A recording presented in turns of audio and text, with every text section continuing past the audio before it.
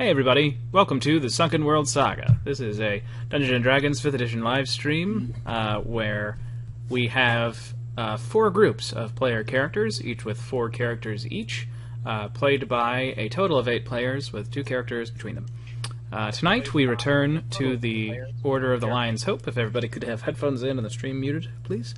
We return to the Order of the Lion's Hope, who are in the Green Kingdoms in this collection of land masses that we call Walharn. So I'm going to have our characters and players introduce themselves in alphabetical order. K, L, M, N, O, P. So first up will be Akka. Hey, I'm Nathaniel Potts Wells, and I am playing Akka, the monk, pugilist, strength boy orc. And after Akka, we have Althea. Hi, I am Connor Tolles, and I am playing Althea Nilo, the half-elf sorceress. And after Althea, we have Marcus.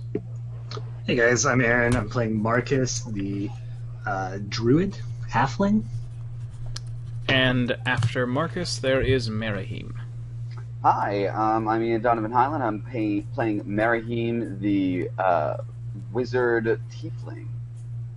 And so, the Order of the Lion's Hope have been in their home turf, the Empire of Hallandor, where their knightly order is bound to the office of the Emperor in service.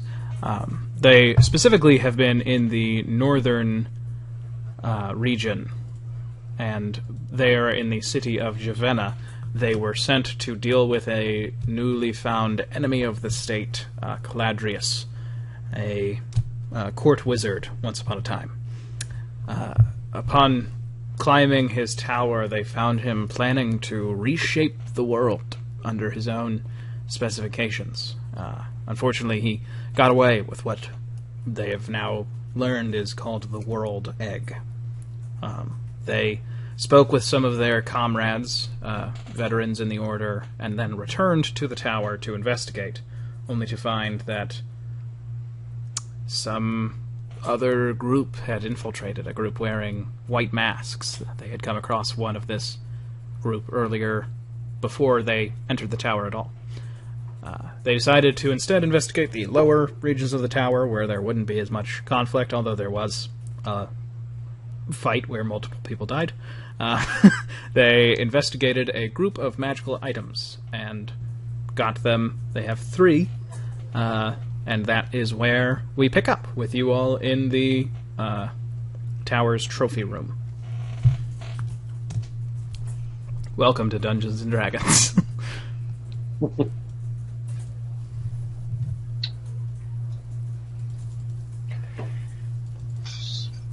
Well, so Can I really have this vote? Oh, sorry. I was just going to say, out of character, do we remember what we had decided? Are we leaving now, or? I guess I could ask that in character. But I don't think I'm in the room with you guys. No, you all are all in the room. Oh, are we? Okay. Didn't we talk about doing something with this coral boy out here? The coral monster. Sorry, doing something with what? Oh, yeah. Okay. So if you go to that front door and you open it, there's a sleeping monster out there, and it's that big coral-looking thing that we saw when we were flying away from the tower.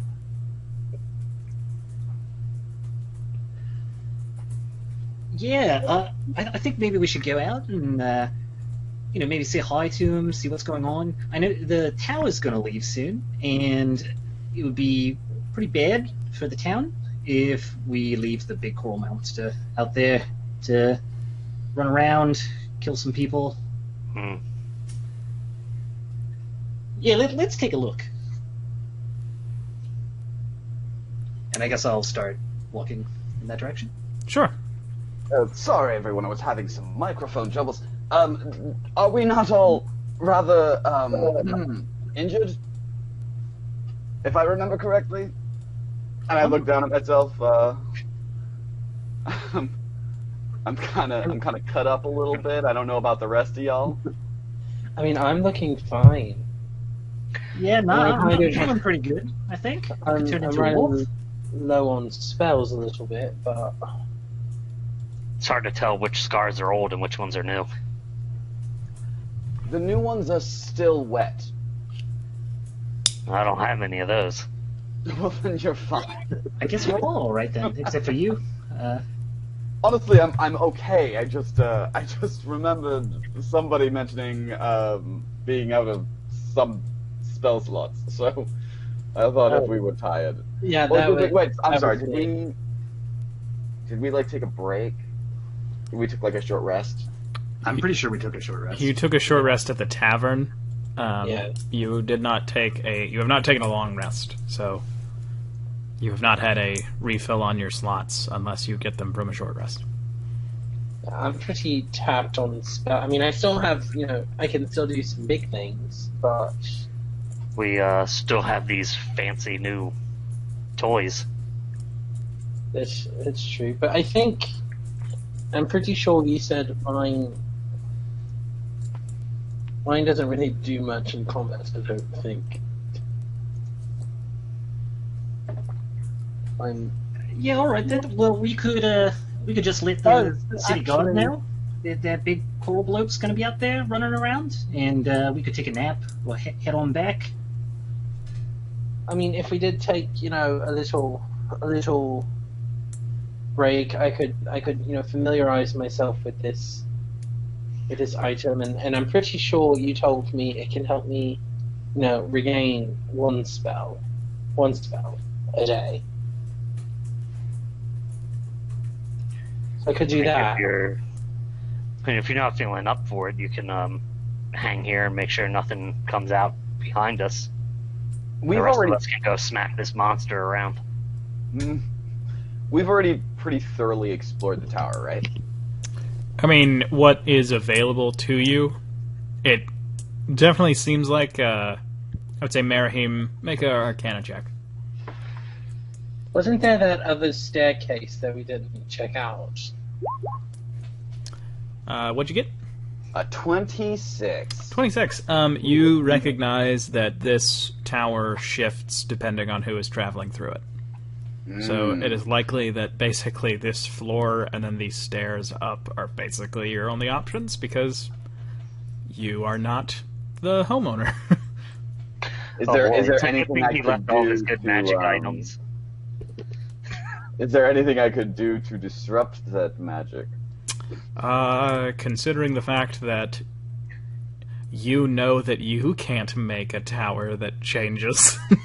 Okay, yeah, no, I just wanted to know with a 26 if I had any You are aware that this is a little bit beyond you. All right. Well, I suppose the only thing left to do here is to dispatch that creature if we're all feeling up to it. But frankly, I'll let you all decide. What is it that we're fighting again? Or what is it that's outside? It is what looks like a massive, sort of lizard horse hybrid, but its body looks like it's made out of coral. You're not actually outside. I'm just showing you the token. Okay. Do I have any idea, Arcana or nature, what that might be? You have not gotten a great look at it. I think the only person who's really seen it up close was Akka. Well, Akka and so Althea. we saw it when we were flying, and I Yes. don't think that we knew what it was when we did that. So. No. Can I send my Raven out there to just look? Yeah, we already did that though. We did that 2 sessions or Well, however long so ago. you all didn't fly super close to it. Yeah, that's true. So it's highly unlikely that you all would recognize this. I can tell you that from a game breaking perspective. But if you wanted to, I could describe it in more detail. No, that's okay. If he doesn't have any context as to what it is, then it's all good. Yeah, Marcus did not recognize it, and of all of you, he is the most aware of creatures. You can just call him a furry, Ben. It's fine.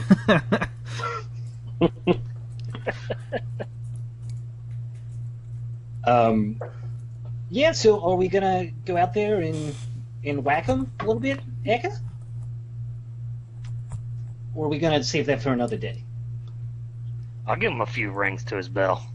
Alright, and yeah, if things get bad, maybe we could just leave and just let the city guard know. This feels like a very large waste of time, because if I remember correctly, I know that I am slowly catching up on where we were. Aren't we in a rush to find this mad man, this mad wizard who is trying to restart the world? Yeah, we know one cave that he gets his casting powder from. All politics are legal, so I think if we start here with this coral creature that destroys this town, then that's a good place to start with the end of the world. I would have to agree with. Oh, that was Arco, right? That was Marcus. Marcus. Oh, sorry. My apology. I'm going to have to agree with Marcus. I think, because remember that guy who was, with the sword that bamfed people away. He said that matter, like people in the tower, won't get transported. So I feel like this monster, when this tower leaves, the monster will still be here. Yes, but are you all forgetting that our objective isn't to save every small town, it is to stop this individual trying to destroy the world. We're on a time crunch.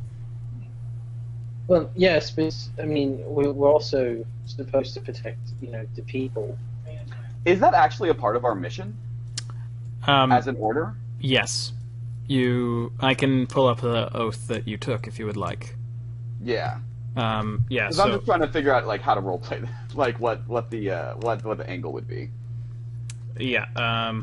Sorry, let me get that up. I can't do it on my computer because I'm bad at understanding how Twitch works. So it'll take me just a second. But generally, it is a part of your sacred oath that, your duty is to the Empire, but you should do all you can to help the world. And that includes helping people on a smaller scale. Okay. Alright, if that's the oath, then sure. Okay then. Let's make it quick then. Yeah, I posted them in the Roll20 chat. Thank you, Aaron. Thank you, I'm still scrolling. Thank you. Yeah, let's go ahead and give him a whack.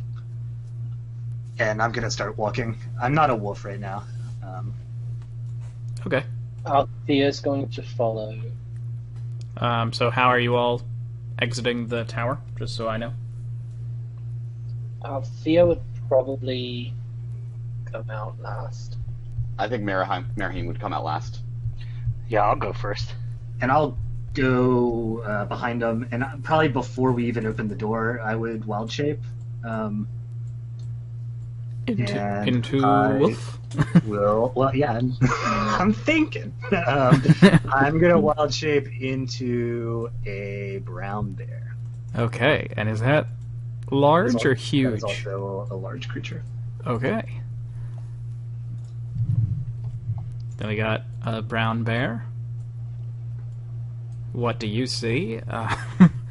And okay, so you all exit, and you see the High Compar is what it's called. You see it sort of casually looking at the gate. It seems like it might have woken up from its slumber, but it doesn't seem to have necessarily noted you all since you are exiting from behind it. I'm going to put it down here because that would make more sense if it's not going to notice you immediately. Now, if you all are going to attempt to reach it without you knowing, I need the 3 bipeds and the bear to make stealth checks. Okay. This is what I'm good at. Hopefully. Alright, 19. Yeah, 19 for the bear, so... Ooh, 24 for Althea. Where is this bad boy? There it is. So there's a picnic basket. I'm trying to... I don't think I'm trying to get closer. I think I'm hanging out by the door. Okay, no worries. Should I still roll a stealth check or? No. Okay. It's the approach. Or like if you're going to stay put, I would say no. Yeah, he is waiting by the door. Althea's 24 is for repositioning. I think as we're going out, Akka is sliding the gloves on, and he's just bitching about how much he hates wearing clothes and it feels restrictive. Okay. I think Althea is probably gonna like try and get between, like be like the middle person, so like between the bear and Akka, and Marahim, and like play that like middle ground. Okay. Well, you all should have control of your tokens. But I'm going to say that your all's average is high enough that you get a surprise round. Sweet. Oh, I need to give you bear permission, don't I? Nope, you got it. No, I have it. Yeah, sorry. I guess I'm gonna just walk up to it, and when I'm behind it, I guess I'm waiting for Akka to strike too, and I'm gonna get up on my hind legs and get ready to come down with a slash and a bite. Sure. Well, I'm gonna use my action to try and I'm gonna test out these gloves and smack them together in my hands and see if this enlarge thing happens. Okay. You have not attuned to them, so no. Oh, okay. Well, then I'll run up Sure. right to it and hold my action. Yeah, I already used my action. And just get in its face. Okay. Althea, Marahim, do you all want to use any spells that will trigger at the same time as Mark Barricus's attack? Could I get? I have 30 feet of movement. Could I get to a position where I'm not, or at least where I would think that I'm not within melee range, and also be able to use my lightning breath? Your lightning breath is wouldn't hit them. 15-foot cone. I think that if you got to like here, you would be good, and you would be able to aim it so that it didn't hit them.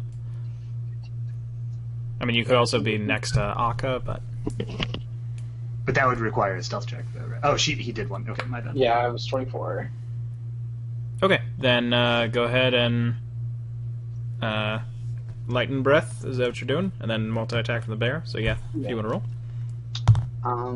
Yeah, I think I'll Toll the Dead, Okay. which is going to be a Wisdom save. Okay. It just makes the wisdom save for Toll the Dead. It does not make the dexterity save for the lightning breath. And I rolled a 17 and a 13 to hit. Okay. Neither of those hit. Oh, okay. Or they hit, but they are knocked away by the coral that is on its body. And when you hit, you actually feel the coral sort of pulse and like move you away. Oh, okay. Even though I'm large? Even though you are large. Not like push you back, sorry. Just meaning... Oh, okay. Yeah, I see. Physically turning your attack. And you breathe your lightning on it, and you feel it sort of rock over this thing's body, and it lets out like a cry of like a horse in moderate pain. And then I need everybody to roll initiative. That was 8 points of lightning, by the way. Okay, thank you. 11? I also got 11. 10. Okay, if you two don't mind re-rolling against each other. Is that like with our initiative bonus or just a straight d20? With initiative bonus. And I got a 5 this time.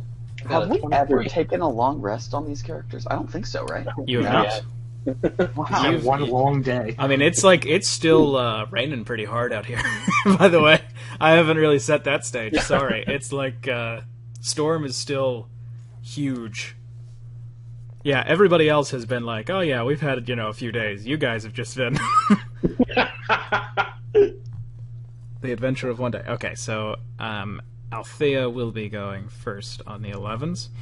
So first up, it is the turn of the High Compar, and it is going to stand up really, really quickly and turn to face the two of you, the two physical people who are threats at the moment. And it is going to raise its hoof, and as it does, you see more of the coral on, like, its haunches sort of move up its body, and you basically watch as this mass of, like, you know, like rocky plant is what I think is the best way to describe it for your characters who have probably never really seen this. You see it seem to, like, move along the muscles of this thing and gather around, like, the calf of its foreleg, and it just brings it up and tries to slam it into Akka's chest. But that's only going to be a 12, which misses, I believe. And then it is going to turn just a bit, and with the same hoof try and hit this big bear in front of it. That is only a 14. Does that hit Brown Bear? It does. Okay. You take 12 points of bludgeoning damage. Okay. And then it is going to basically inhale. Like, it just goes... And that is the end of its turn. Next up, it is Akka's go.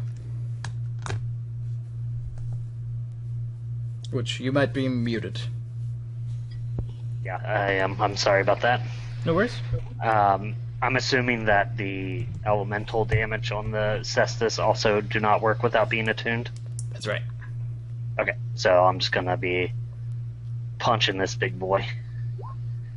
It's 17. 17 does not an hit. 11. 11 does not hit.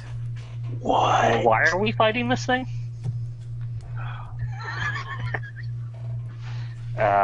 Okay, I will use my bonus action to attempt to attack it too.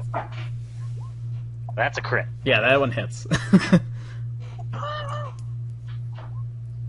So that does 12 bludgeoning damage to it. Okay. And I just go in and thud with both of my fists, and it doesn't seem to do anything, and so I look really mad, and so then I just bring up my hands together into like a big hammer and just hammer fist straight down onto it. You do a Kirk punch. Yeah. All right. Yeah. It does. I mean, it looks like you all have done a good amount of damage to it. Like, it doesn't look pleased. It's not quite bloody, but It doesn't look pleased. you are hurting it. And is that Akka's turn? I'm gonna shift around to here, and then end my turn. Okay, cool. Althea, it's your turn.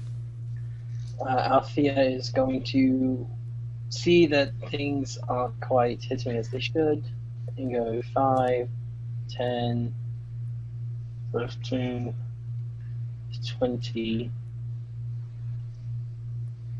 Wait, how far is it? Oh, wait. Okay. I'm going to cast a Thunder Step at the second level, and I can then teleport 300 feet away, 90 feet away, sorry. But there is a loud thunderous boom that gets heard 300 feet away. And I'm going to go from here, over here by Uncle Merahim, and he needs to make a Constitution saving throw. Okay. Trying to hit the button to make it pop Your up. DC is 16, correct? Yes. Okay. It does not succeed. Sweet, so it takes 3d10 thunder damage. Oh, nice. Yeah. So 3d10. Okay. Ooh, Nice. Thunder. Right, is it thunder? It's thunder damage, yeah. Sure it's thunder. Yeah. And then, so with my tempestuous magic thing, it says when I cast a spell at first level or higher, before I cast it or after I cast it, I can move. can fly up to 10 feet. Can I use that to get me 10 feet closer after I land? Like after I teleport away? Like land there and then just go phew. Yeah. Okay. Yeah. Sweet. You summon yourself, drop yourself off, shoot yourself forward. She's really trying to stick and move, confuse it. Yeah. I mean, Yeah, she you don't really know is where we're being going next. Storm right now, so it's pretty awesome. Yeah. Like, I think that when you create that thunder, like, you all can hear it, but it doesn't sound any different from the actual storm that's going on around you. Marcus. I don't your know, turn. it sounded like it was punching me in the face almost. Almost. Not quite. Yeah, 'cause it was I was very worried when Arca moved because I was like, oh no. It's like a 10-foot radius, so it's like I gotta make sure I get away from him but still be able to see away. Okay. Is it my turn then? Yes. Yes, Sorry. this is the end of my time. Okay. I'm gonna move. I guess I'm back down on all fours, and I'm gonna move around the large coral creature, and then while I'm moving, I'm going to swipe with one of my claws, trying to rake across its back, and then I'm going to reach out and try to bite it too. So that's 13 to hit and 14 to hit. So neither of those hit. Yeah. Neither of those connected. Quite. How tall are these walls? Those walls, they are about 15 feet high, I believe I said. Okay. I think. I hope that that's what I said. Okay, and that's my turn then. Okay. Then, after you, it is Marahim's turn. Ooh, okay.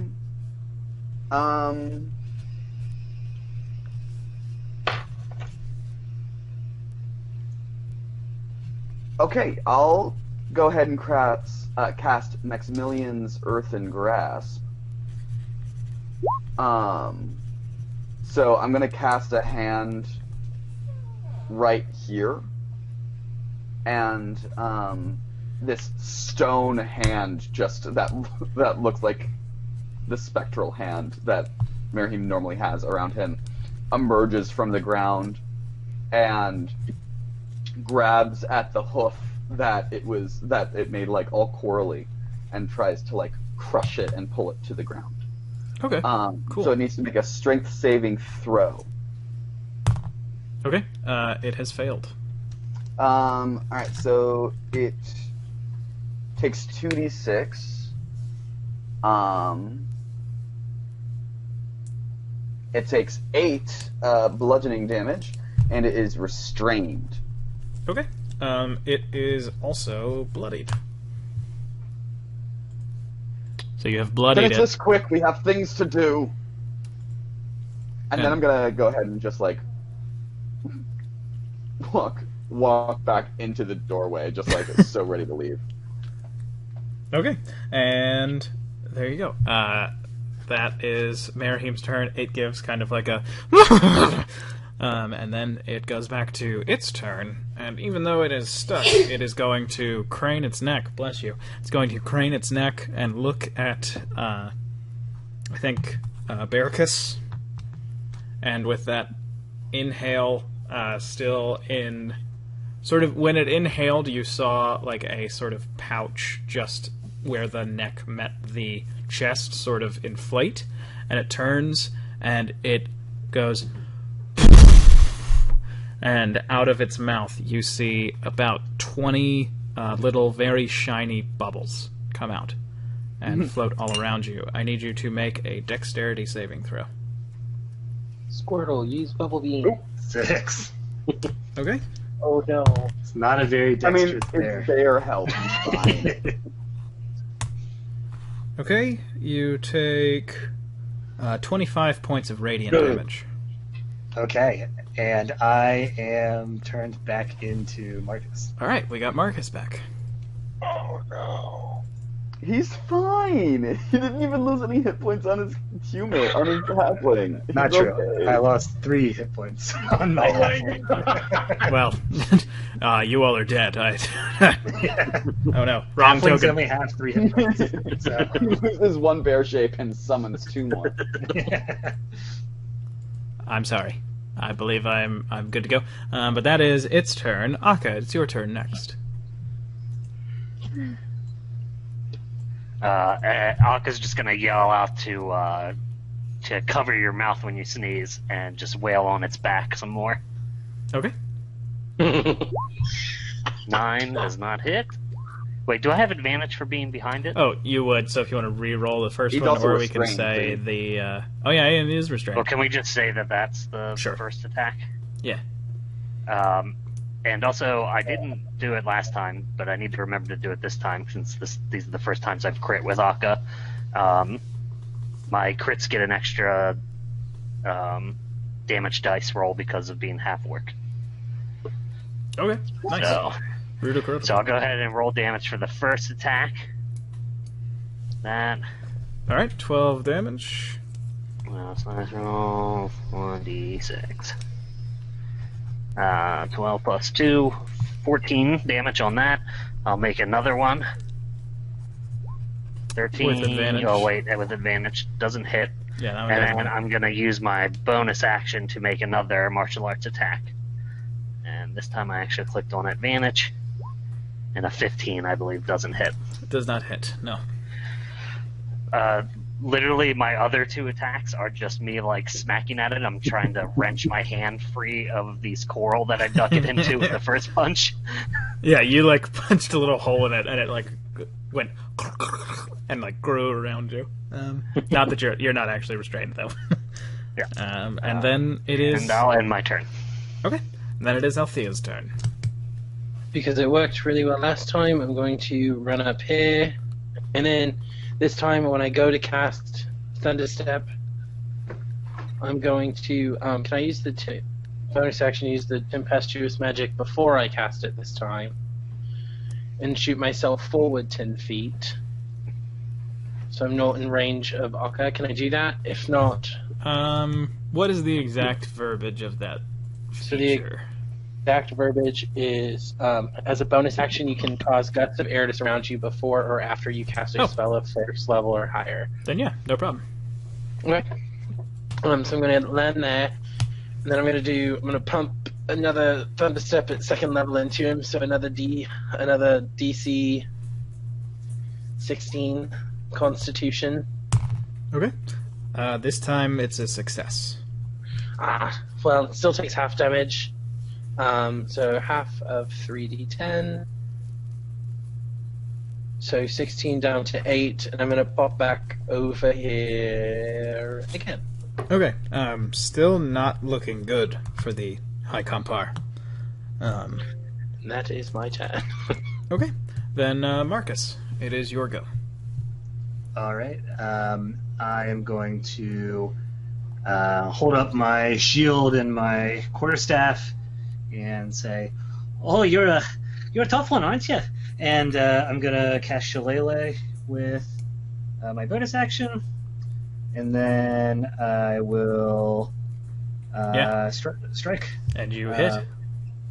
You have advantage if you want to see if you get a crit.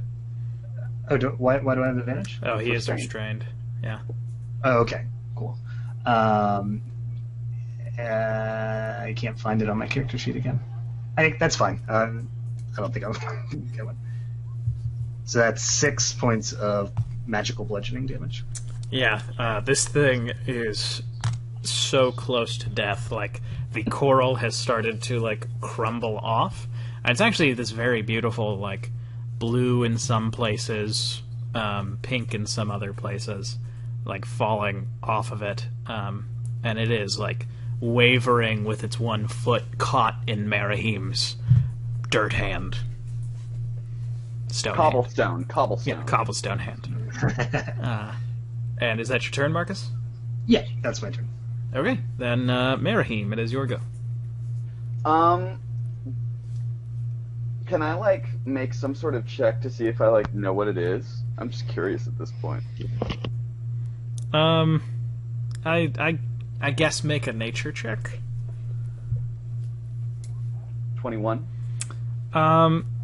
Yeah, so you think now that you're up close with it, you've read about something that sounded like this in a description, but it was a really old description, called a Hycompar, and what they essentially were a creature that nobody knew the origin of, but when people with a ample amount of knowledge of magic, or magic within themselves, so like wizards or sorcerers or bards or druids, when they would find themselves out to sea, occasionally after shipwrecks, no one would survive except for people who did magic, because they would have been saved by what they described as a water horse covered in rock. And that is probably the closest. This is the closest thing you've ever seen to that, other than like a statue. Always thought that was a myth. And then he's gonna crush it. Or what do you? Does it seem like it would have been aggressive with us? Yes. Okay, yeah, then he crushes it. Okay. Does it get to make another check, or is it just like you apply that damage? Let me double check. I think It would seem like you would just be able to apply the damage, I think. No, it gets to make another strength saving throw. It doesn't. If it succeeds the strength throw, it doesn't get unrestrained. It just takes half damage. Okay. It has. And I think he's trying to do it like non-lethally. I think he's trying to just incapacitate this thing. Okay. It has failed, so you do your non-lethal 2d6. 11 bludgeoning. Yeah. It crumbles, and you can still see that it's breathing, but it is definitely out for the count. Down for the count. Do I have like a Pokeball or something that I can like? You do, but only a actual Pokeball, not even a Great Ball. So unlikely you're gonna really nab this thing. But you all have finished this fight. Success. Is there any like pieces of him on the ground? There are pieces of that coral. Yeah, I want to take some of that with me. Okay. Yeah, so I'm a little worried that we're just gonna leave this guy here and he's gonna wake up and he's still gonna do the whole rampaging through the city thing. Can we tie him down inside of the tower, and then it'll go with the tower? No, it won't go with the tower. That's why we didn't leave it here in the first place. What we could do, and my thought we was... can get that catapult inside on the dinosaur and send it out of the city. Yes, exactly. What if we used all of our birds together to like carry it to some like water area or something? Oh yeah, that's a great idea. Or we could always carry it back to the Lion's Hope. This is a creature that hasn't been seen, as far as I have researched, in dozens of years at least. We could bring it back and study it. Ben, I'm gonna go ahead and call my... Yeah, I'll call too. Yeah, Call mine as well. you all call them, your birds are all free except for Alan. Yeah. My bird actually sticks with me. I think that's something I said. Yeah, Alan is, basically, through that connection, you get the sense that he's like, just a minute.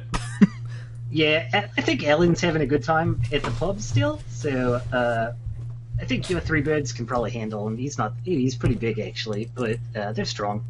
So, Althea, are you like sending your bird away so that they can return big? So she can get big. Okay.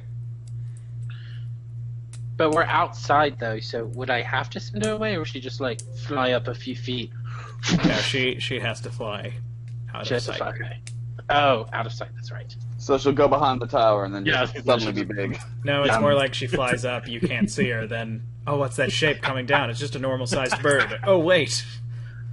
Yeah, I have to do the same thing because Toot Toot is always on me, so she's got to fly out and Yeah, come back. so Larry returns big, and he lands serious and grim as ever. And then Toot Toot, and does Althea's bird have a name? I think I named it, but I can't remember what it was, so I'm just gonna name it Pipsqueak. Alright, Pipsqueak and Toot Toot take a little bit more time. And while we're waiting for them, I'll start tying up the creature. I have 20 feet of rope, so I don't know how much that'll get I mean, for him. it is Yeah. it is bigger than a horse, but you can get some good wrapping around it. It's like the sort of arch of its back is a little more lizard-like, so you can't like necessarily tie it the same way you would tie a horse. So can you make a survival check? Sure. Can I can give I him help an him? assistance to throw? Because I'm gonna lend him my rope to make sure we get it good. No, I don't need your help. Okay. Yeah, I think I got this actually. Marahim started talking about the best not ways to tie things up, and it just fell on deaf ears. It's also way bigger than Marcus too, so I imagine I actually do need Aka's help to hold me up when I'm tied. Yeah, Aka, could I have a little bit of a boost here? Yeah, Akka gets down on one knee so that you can hop up on one of his knees. Yeah, a choice. All right, I think I got it now, just like this, and then I put a bow on it so that that two of the birds can pick up either side of the bow when they're flying. Yeah, and you feel like you tied it tight enough that barring the 2-day flight to Lysaray, as long as this thing doesn't try to kick your birds to death, they should be able to get it without it getting untied. Yeah, she'll be all right. I think maybe we could wait for your birds, and then we'll go collect Alan on the way out of town, and start heading back. Yeah, does that sound all right? Yes, Yeah, and- good, and do haste. Toot Toot and Pipsqueak, flutter, flutter, flutter, back down to you.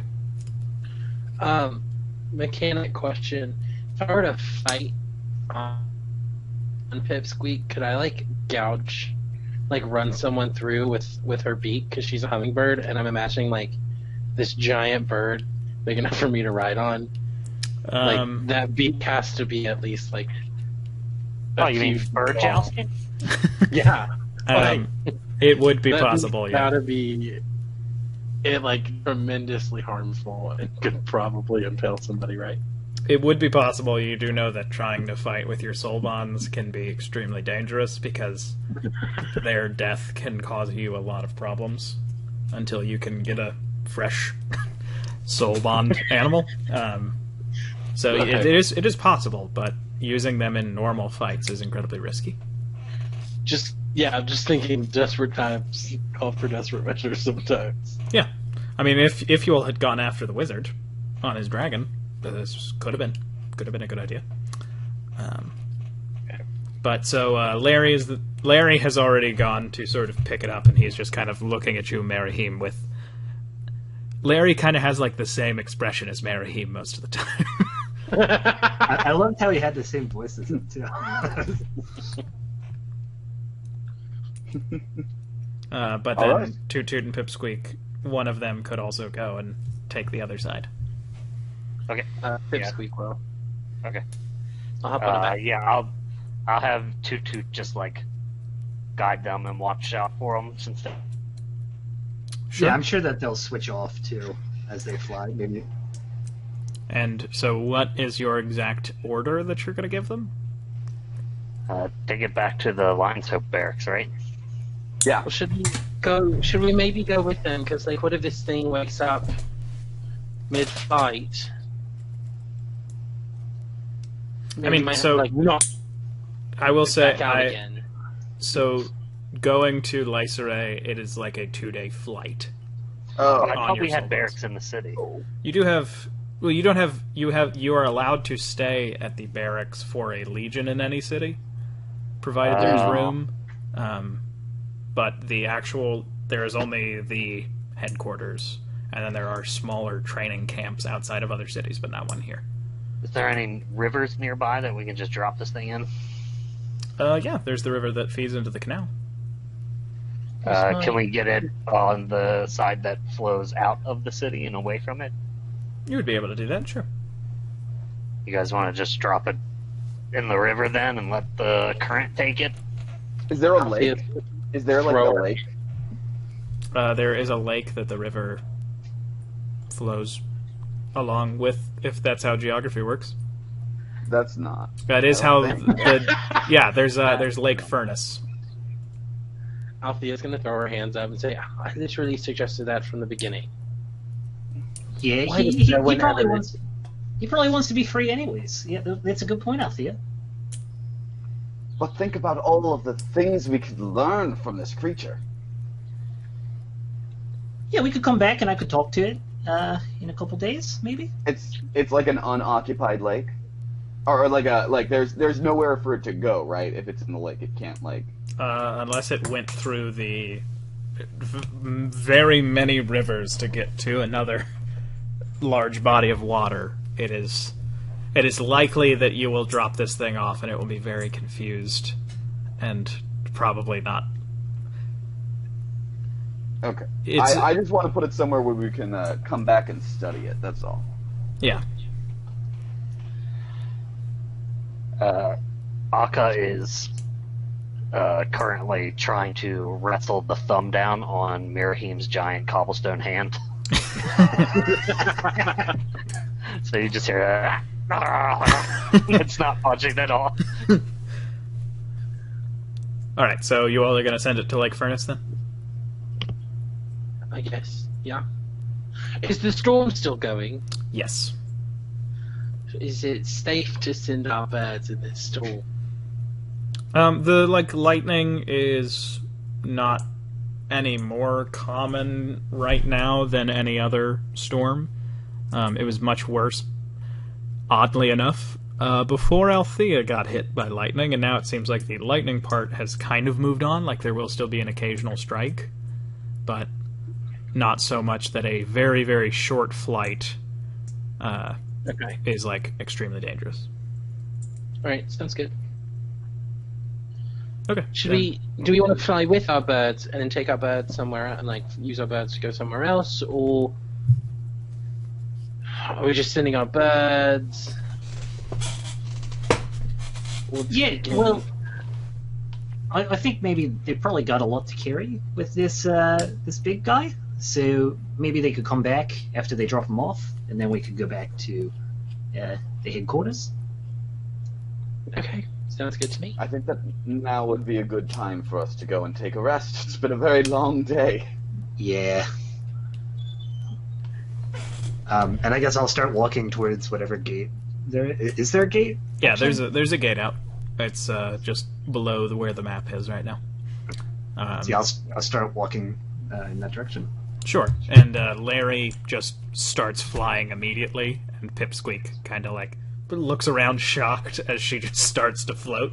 Then she's clutching onto the ropes, and then she realizes, oh, if we want to keep this thing up, I gotta fly too. And then she starts flying. Yep. Classic and- Pip. Then you all go. Do you all just go like straight to the barracks of the Legion? I guess. Yeah. Yeah. I would go to the tavern first. to check He on would Alan. he would try, and I would try to stop him. Yeah, well, Alan's just there at the tavern, and I was thinking that we'll just check in on him, see how his day's been, see how the food was.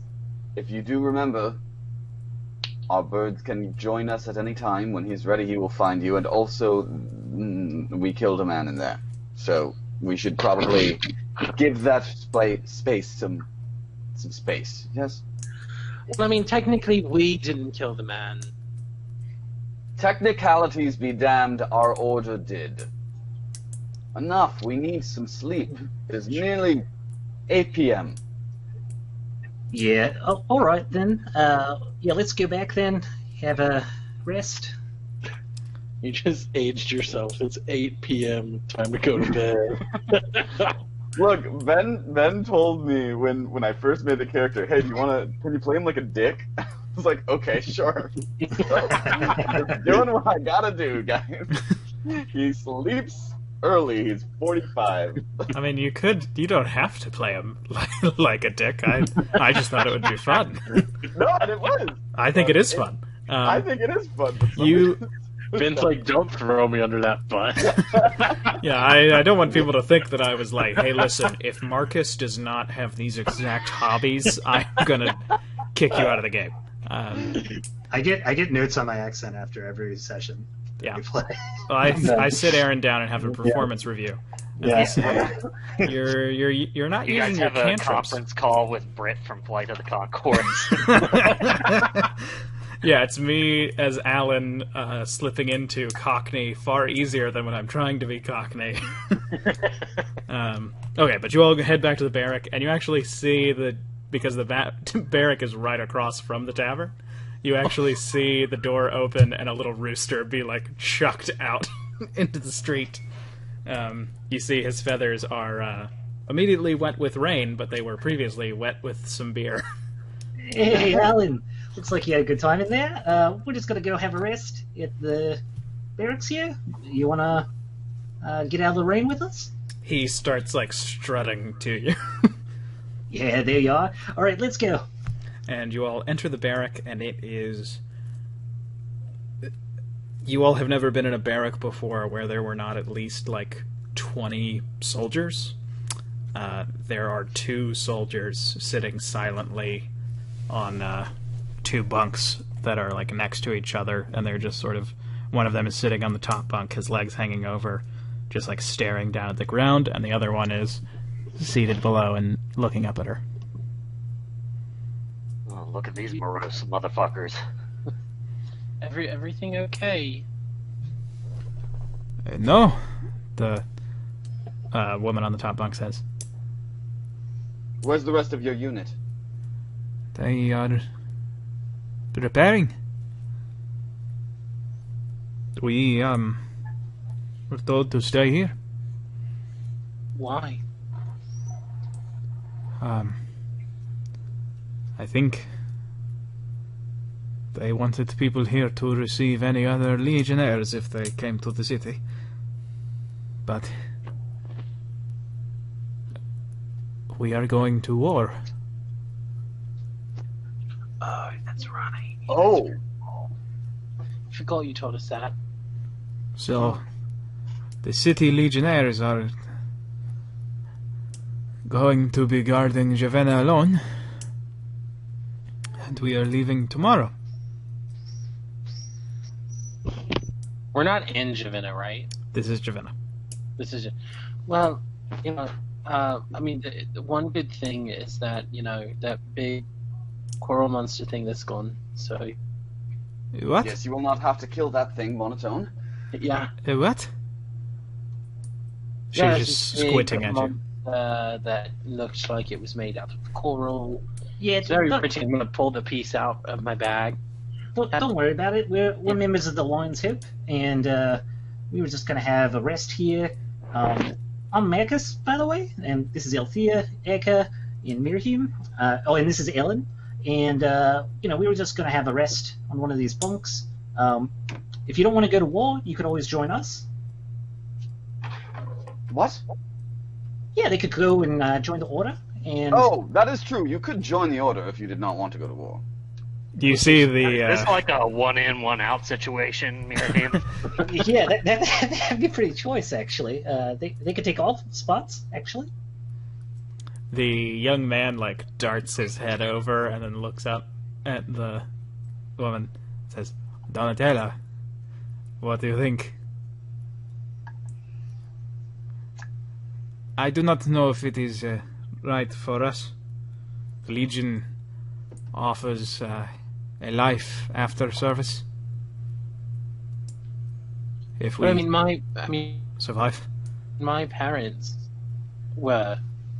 are one of them was, in the order, and I kind of grew up in it. So I mean, it kind of does offer, life afterwards. Oh yeah, if you want to have fun, you probably don't want to join those. So, good luck at war. Hope you don't die. I'm just gonna get on this bunk over here then. I'm gonna start walking towards it. What is included in joining? The young man says. Well, you don't have to go to war. And these are our oaths. And scroll. First, and everyone has to say them together. Oh shit. Okay. Just scroll up. Well, Aka's just like mumbling along with you all, kind of keeping the cadence. Trying to remember the word. Just saying It's like watermelon. the kid that doesn't know the words to the hymns at church, and he just Don't mumbles. tell us what or it his sounds dad like. shakes Let's do him. it. Let's do it. No. Everybody got him? I'm ready. Yeah. 1. I am a servant. Servant. I'm Andy. Well, the timber to stay in I serve my commander. Well, the Senate still my emperor. All right, hold on. Pause. It's Hold on. Pause. It's Tytyr. Titter? It is not Titter. It is Tytyr. It's Tytyr. Titter? It is not Titter. It is Tytyr. Who said Titter? All of you said Titter. I didn't. I said. All right, continue with number 2. 2. I think we've got that. Okay, yeah, we don't need to. If anybody's dropping in, I don't want them to think that that's what the show sounds like. Okay, so you all speak that, and the young man sort of like scratches his neck and says, "And make a persuasion check. if you go, if you are technically a legionnaire, does the order protect you if what you do is technically considered desertion?" Well, it wouldn't be so much as desertion, right? It's a really can I good make a law roll? Sure, make just a generic intelligence check. No, it wouldn't be a history. Fall under the history. I guess it could. Yeah, history. History's fine. That's a good case for history. 23. 23. It's happened before in the Legion. The Legion doesn't like it. They do try to, court-martial Lion's Hope members who have done that. But it is technically allowed. Well, I mean, it's not their preferred situation, but it is technically allowed. After all, we are servants to the Emperor himself. Oh. Yeah, it's less, deserting, more just, switching branches. Yes. Uh, Actually, can Merahim just become like a fantasy lawyer now? I think that's more his bag than an adventure. Could I come with you? I see no problem Possibly. with it. Summon your bird. Oh, I cannot.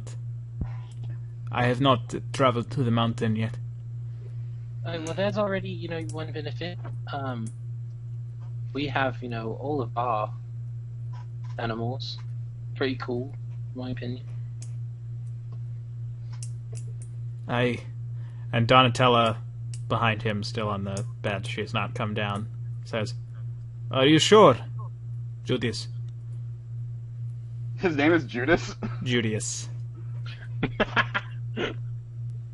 And Is it me, Jiva? he turns and then he says, "Could you convince her? Do you think?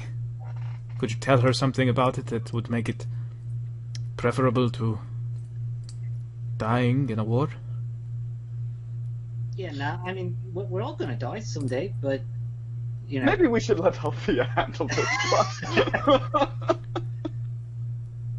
If you don't want to join, you shouldn't join. I kind of regret No, taking. I think you should join. Here, you can take my spot. And you would take my spot in the Legion? Akka, that's not how this. No, I'm not a member of the Legion. Akka.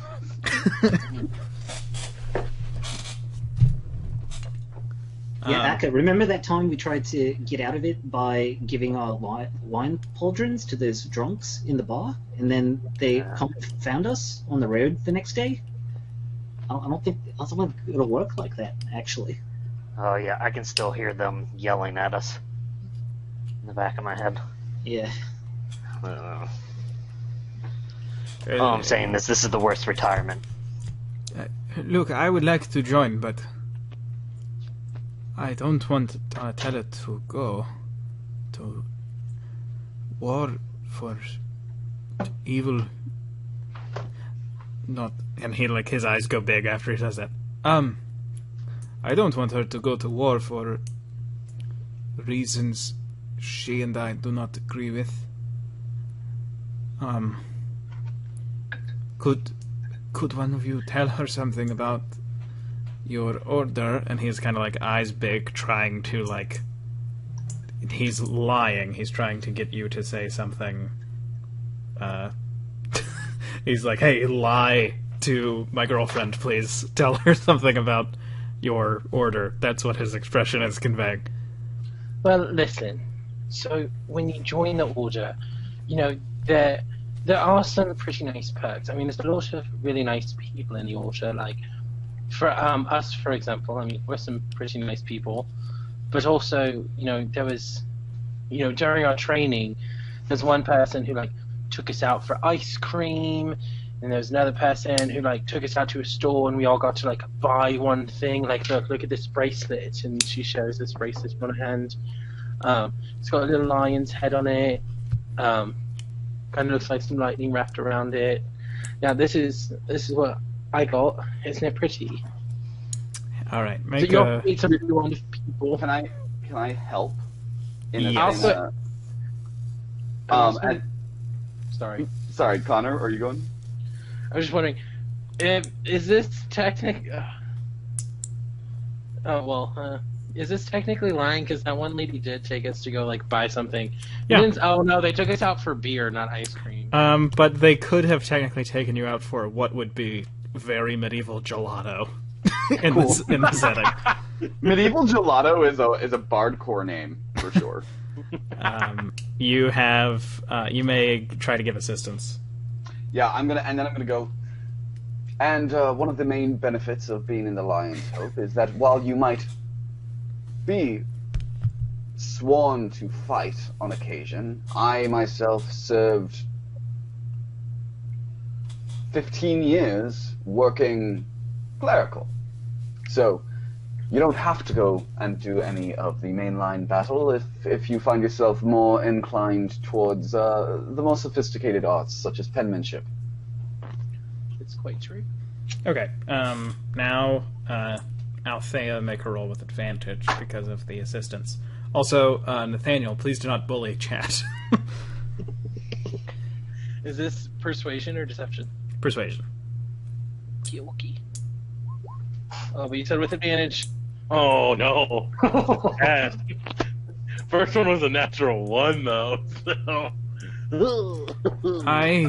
Wait. Do they find her attractive? Oh, you already have advantage. Never mind. Do not think so. I'm also not attuned to the thing yet. The Legion offers me. We also get money. I don't know if that's something on your. And we get paid for our jobs, and we get paid quite a hefty sum. But and she's gonna open her bag of 162 gold. We also get to keep spoils whenever we find some things. I just got this really cool cloak. Yeah, no, it sounds like she doesn't want to join. Maybe you should just go off to war then. Yeah, she just shakes her head and says, "If the Jackals gain enough power in the Senate, then I shall be given my own land and a great deal more when I retire from my service." So. The Jackals, we've heard that before, right? Me and you have so but not out of character. You have heard that in a different context. I think you will... Who is interested in local politics of the party? I mean, do you even have to ask? I know that Merahim knows what's up, but... I feel like Althea would be privy, but not too interested. I feel like Althea would hear Merahim talking about it a lot to her because he doesn't have anyone else to talk to it about. And she would humor. Okay. Uncle Merahim. So in the Senate, which is largely not very powerful, there have been two principal groups who have sort of vied for power and gone back and forth, called the Hawks and the Pythons. But there is a third group that has risen in the last 40 years that have basically like 6 of the 100 seats in the Senate. They are all plebeians from the dissolved House of the Senate of the plebeians, called the House of the Plebeians. And they are called the Jackals, disparagingly.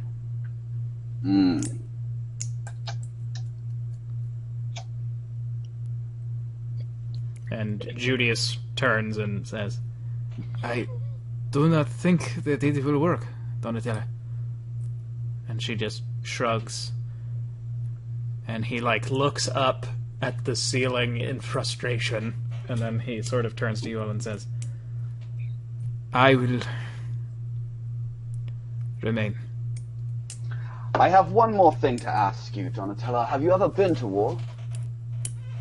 No. This is going to be my first time leaving Halindor. And I'm gonna unbuckle my pauldron and throw it to the ground. And I'm gonna, like, take my shirt off. And weirdly, I have abs. No. And he's just got... It's just nothing. He doesn't have anything for an arm. It's completely gone.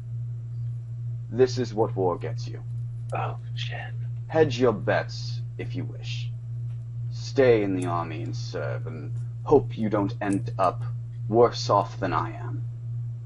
But do not be fool enough to think that staying safe means staying in a serving army. Yeah, but Merahim, didn't that happen when you were a member of the Lion's Head? Would he? No, it did not, actually. Sorry. Merahim, I have a long and varied background in history. Merahim, make a intimidation check at disadvantage. At disadvantage, okay. Mm-hmm.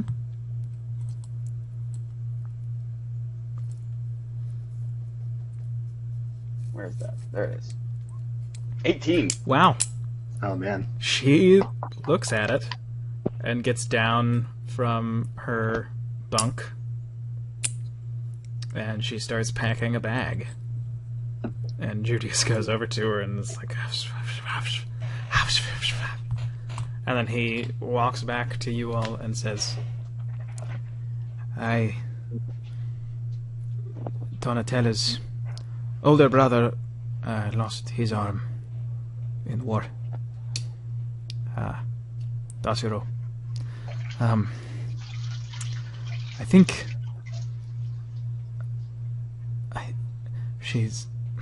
I think she just peed. I think we're going to go with you. Could you meet us outside of the city? There's an alcove of trees about an hour away. We are going to head there. We cannot be here if any more legionnaires arrive. Of course. If anyone stops you, tell them that you've been reassigned by order of the Lion's Hope. All right. But don't get stopped, if you catch my drift. I will certainly try not to be. And he looks at you all and gives you like this big ass smile, and then he goes and starts packing a bag, and the two of them leave, and you all may take a rest if you choose, which I assume you do. Yes. No, Althea stays up all night. I'm just kidding. All right, then. A long rest is achieved, and you all wake up in the early morning to the sound of still roaring thunder. And you are in the barrack, but you may leave the city. It's a very quick jaunt out of the city. Yeah, I'm gonna jaunt. I'm gonna jaunt on out of there. Should we head to that clearing? Yeah. No, let's leave them. That would be funny, wouldn't it? No. Okay, is there anything else that you all wish to do in the city? But before I went to bed, could I have attuned to that cloak? Yeah. You have attuned. Okay. Does the extra damage work with the staff if you don't attune to it? Does not. All of the features of it require attunement. Is there any, like, can I know that this isn't in the exact spell description, but can I, like, use the Identify spell to try and commune with the spirit in the staff in some way? Yes. I'm going to need you to make a charisma check to see if the Identify gets you there. Sure. Basically, you are using the cast to be like, show me the secrets, but then something inside of you is like, show me your secret. You're basically using Identify as a, like, bridge to the spirit inside the staff. Oh, wait. I had it with a disadvantage, so the first one was a 20. Okay. Then, yeah, you start to cast Identify, and you're like, show me. Show me what you've got. Show me what you got. And you hear, hello, old boy. Ooh. Hello. Hello there. Hi, you seem interesting. As do you. Not really my speed, dear fellow, but I'm willing if you are. Oh, well, I figured that we might as well have a chat, get to know each other first. Of course, only polite. So, do you mind if I ask your name? I can't give it to you.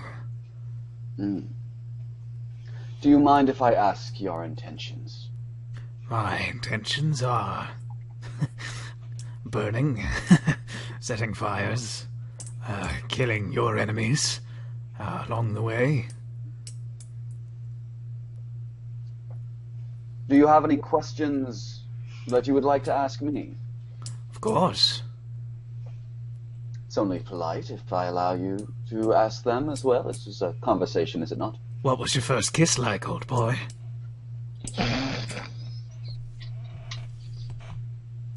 Bubbly. Akka peeks his head up to the top bunk where Marcus is, and he's like, I think it was a rough day for Marcus. He's speaking in his sleep.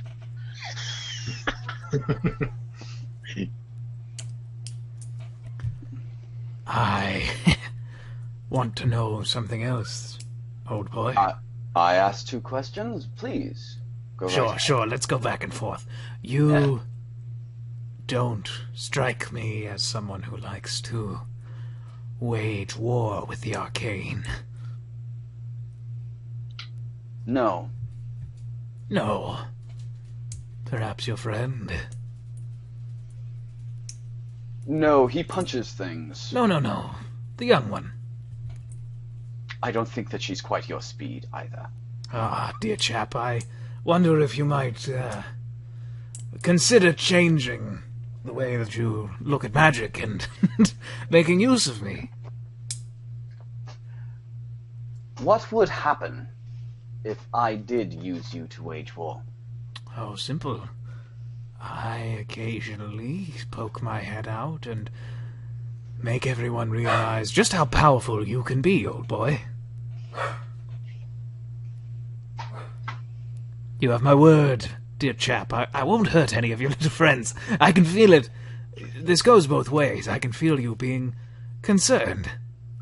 Can I ask again, what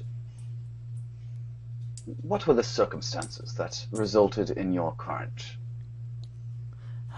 attachment to such a staff? I broke through the veil, came into your little world here, and found myself on the opposite end of an elf wizard. What I am is a bit complicated, but I still have a soul. Trapped me, he did. Put me inside of a little staff and set me aside for the day that his little boy would be able to pick me up and use me. But wouldn't you know, he was a bit too gentle. I wasn't the right fit for him, either. What was this boy's name? Caladrius. I think it was Caladrius. Ah, Caladrius. It's a common mistake. Oh, Caladrius with a C. Oh. Yes, yes. There go on my face. Quite. So, what'd it be, Mr. Horns? I think that maybe the two of us should sleep on our potential companions. I can do nothing but. And he goes away. All right. Do I have any idea, like, what is inside it? Like, I think from your, from Identify, and I think by having cast Identify on it twice, you understand that the staff's power is arcane. The power of this thing inside of it is divine, but like the negative side of divine. oh, demonic? Likely. It does not seem to be of a Hallandor flavor of divine. Interesting. Okay, cool. And interesting. anything else that you all want to do in the city? Before you go out and meet Donatella and Julius? I'm good. Could I potentially use prestidigitation on Oak to change it to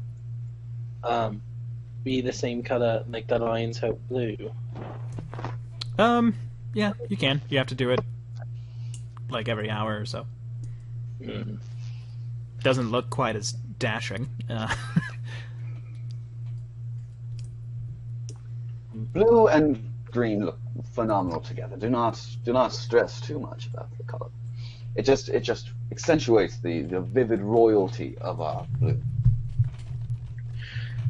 Yeah, I guess you're right, Uncle Mary. By the way, who were you just talking to? I think I was talking to some sort of fire deity. Fire angel, maybe a fire demon, something along those lines. Something lives in this staff. I would not, I would be cautious. Did you check to make sure it's telling you the truth? No. But it didn't tell me it was an angel. It's, it's just, I kind of got that, like, magic-y vibe. Yeah. You could also pretty clearly tell it wasn't really telling the truth, so... Okay, is there anything else that you all choose to do in Javenna? I don't think so. No. Oh, while I do that thing, can I copy Blur into my spellbook? Sure. I'm assuming, Akka, you attuned to your cestus. Yeah, I will. I'll wear them around my neck like an old boxer with tie gloves around their neck, like with the laces, and sleep with them. Nice. So you are attuned to them. Since you have taken a long rest, are you going to choose for the damage type? Is it going to be cold, fire, or lightning? Do I choose one and it stays that way forever, or is it like a daily thing? Daily thing. So... let's do... I like the idea of lightning. So... just a little bit of that, magnetic friction when I punch so hard. It's very thematic with the campaign so far, too. Yeah.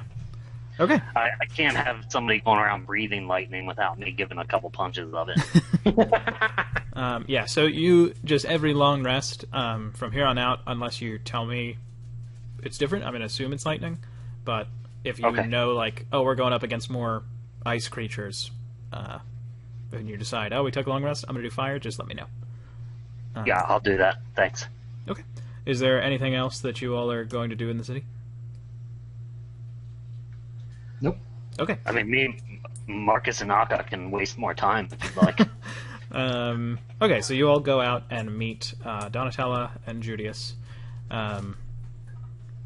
They actually seem kind of optimistic when you come across them. Like, they seem bushy-tailed, ready to go.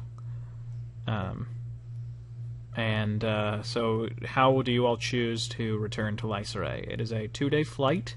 With the storm, it might take you closer to 2.5 or 3 days. Or you could travel by road, and it would take about a week.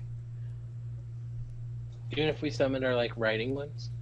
Oh, then it would take you about 4 days.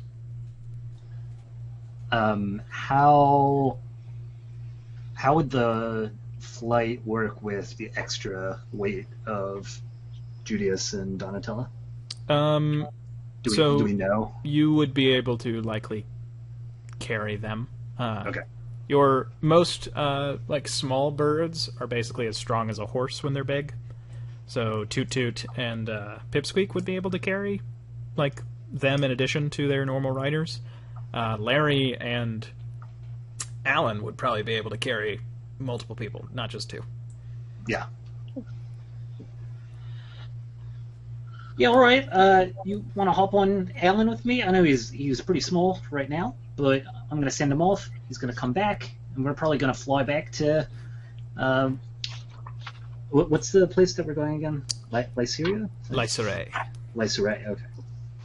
Yeah, we're going to fly back to Lyceray, and then you guys can get all sworn in, go through the trials, that sort of thing. Perfect. All right.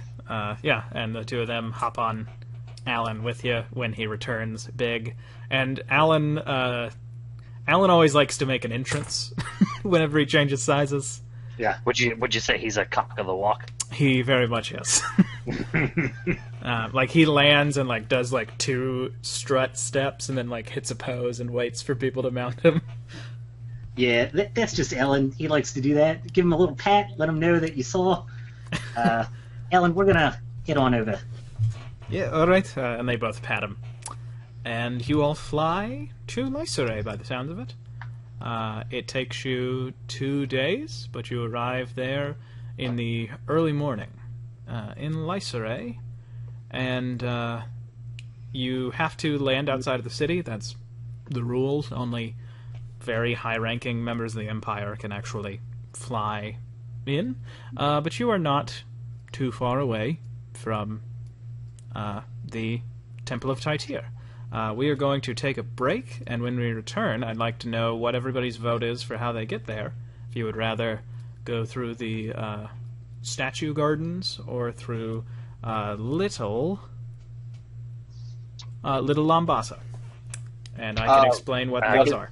What is Little Lambasa? Is that just like a So before the nation to the south, Akjum, before it was a nation, it was a group of tribes, and there were a few cities, and one of them was Lambasa. And essentially, for a few of Hallandor's campaigns, mercenaries from Lambasa were a huge part of their force. Cool. And so enough of them lived in Hallandor like a few hundred years ago that essentially this area of town became like a miniature city inside of Lyceray. And it's like good food. It is great food. I have a list of food that Perfect. one of the stalls has. Awesome. Okay, cool. I know where Miriam's voting. Yeah. Yeah, I think that we're all decided, actually. That's right. Okay. Then we will be returning after our break. Does 7:35 sound good? Sounds good. For getting back? Yeah. Okay. See you all at 7:35. Is anybody not walking away during break? I will be right back. Yeah, I'll be back in a minute. Okay. Alrighty. Hello, chat. Connor here to answer any questions you got.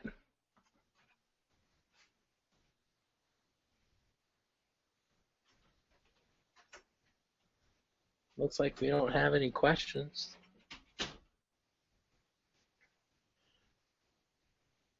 How's everyone doing tonight?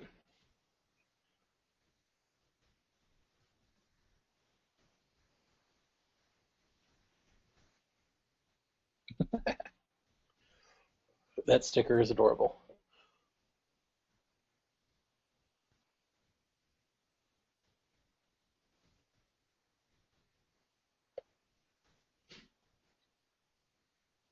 No, everyone is not a druid.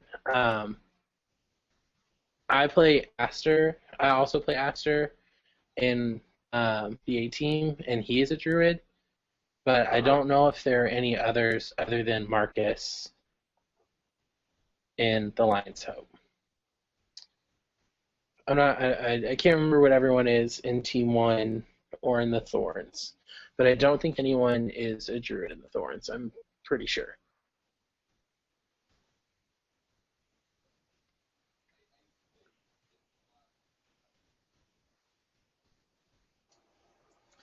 Nick, did they answer your question about everybody being a druid?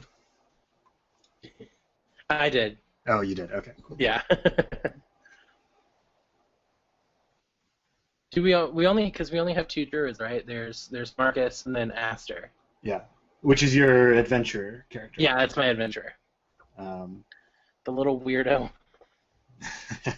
I'm kind of like curious to see what our group will think of my other group. So the birds are soul bonds. Each person can have 4 soul bonds. There is one of the fang, one of the hoof, one of water, and one of sky. And the birds are the ones of the sky. And so there's like a ritual that you have to undergo at this mountain, and so that happened before the stream for these characters, and I imagine that there's going to be an opportunity for our adventure characters to experience that. Yeah, I think A team is already like on their way to the mountain. Yeah, let me. So the mountain in question is the Ortushan Mountain. It is the tallest mountain in the world. It is far from the biggest. The one to the north and one to the south are much bigger, like ranges. But the peak of the Ortushan Mountains goes higher than any other. Here it is. I'm showing it on stream. I'm not showing it to you all because I would have to go and fetch the ribbon, and that takes some time. Not too much time. It's pretty close. So A team's like literally right next to it already. Yes, because you all are almost to Lyserae, which is right here.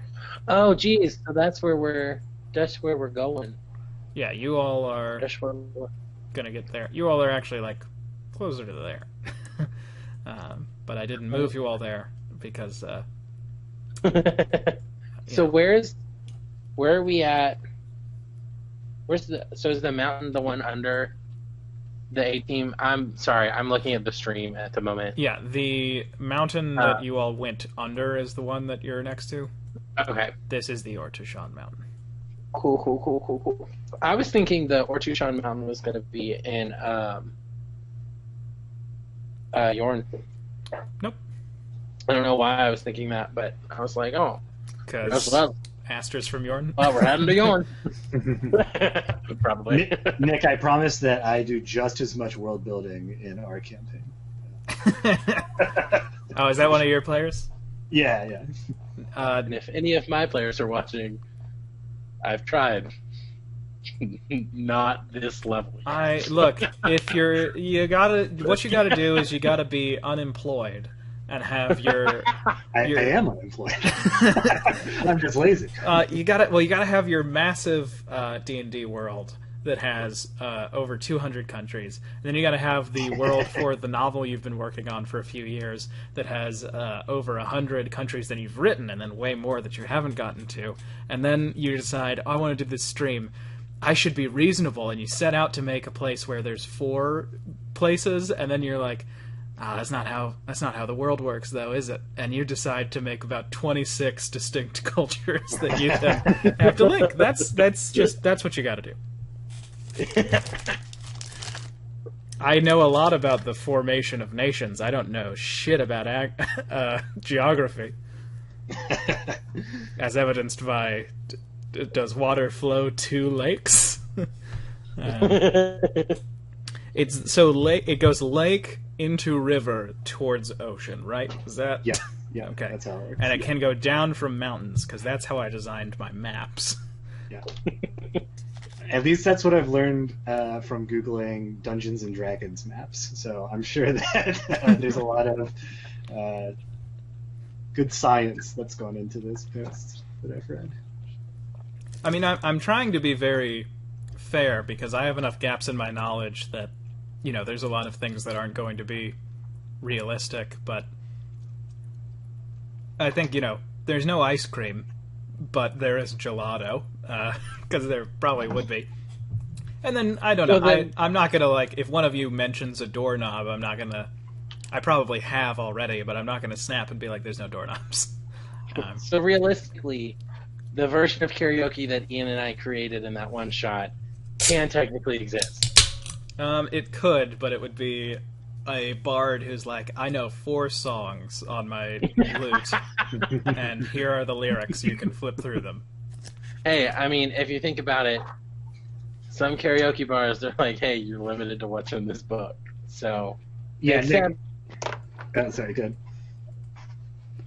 oh no, I was done. I was just saying, makes sense. Oh yeah, Nick, it's a non-Euclidean universe, so it definitely works that way. Waterfalls. I always say that in my game when things don't make sense. I mean, I don't know about the geography of this world either. And it exists in my brain, and that means that the world works how I do, which is, hey, water cycle. Water can fall anywhere. Lakes just exist. Makes sense. But like, So, the definition of a lake, though, is that a lake doesn't. It's like its own body of water. It might have like small rivers or Lakes are big puddles. That's Yeah. obviously true. lakes are just real big puddles. If in this world, no. Lakes work in this world how they work in our world, but God is an idiot and doesn't know how to explain that. Look, if in the late 1800s Chicago can shift water to flow into a lake, a world of magic, they can have that happen, no problem. That's right. It's just a bunch of druids casting Gust every day. Okay, so you all have entered Lyserae, more specifically, Little Lombasa. And this is a straight shot to the Temple of Tytyr, sorry. And you have made this walk many a times. There are a few, like, there is a impressive dance theater that has, like, basically when there are big festivals, like this is a huge place for everybody in the city. Little Lombasa is, like, a very popular part of town. Like, it's usually very populated.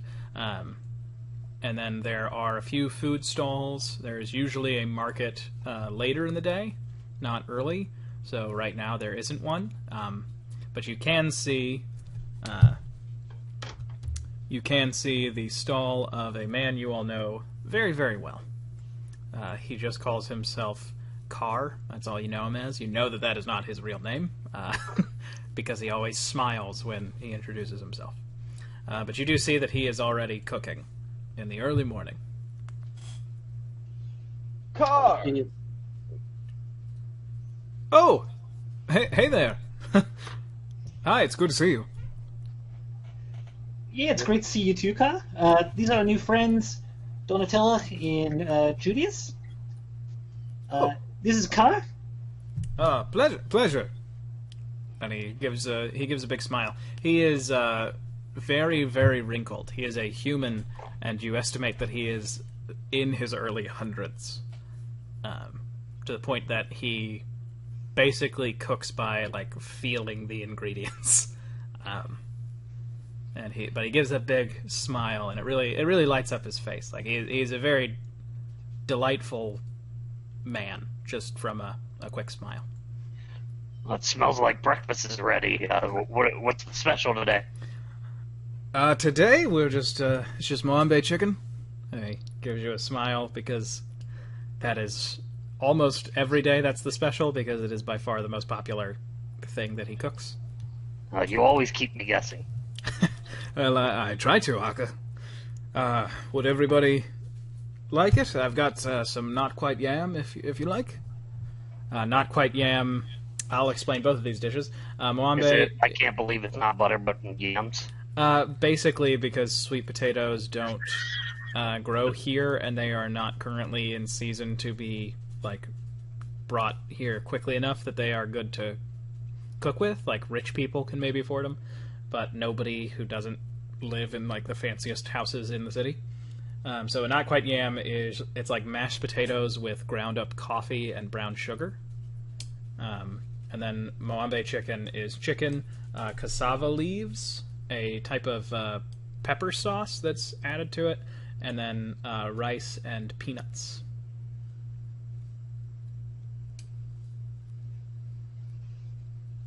And that is Moambe chicken. Yeah, I'll have both, I think. Of course, yeah, of course. Julius, you got to try it. It's really good. Yeah, I'll Try try. not to eat it around Alan. He gets really mad about that. Yeah, the whole chicken thing, but she'll be all right. You don't have to worry about it, Alan. I'll eat it, and Donatella, I'll pay for both of us today if you want to maybe get us drinks when we're officially lions. And she just kind of nods and says, "All right." That I mean, sounds... you don't have to be lions to get everyone drinks. That's true. I could always offer that. Make a perception check, all of you. All of us? Yeah. 9. 27. 15. Okay. That's a good spread. Yeah. Both literally in your boy Carr's stall. Everybody Nottingham but is a great spread too. everybody but Althea, you notice a very, very well dressed man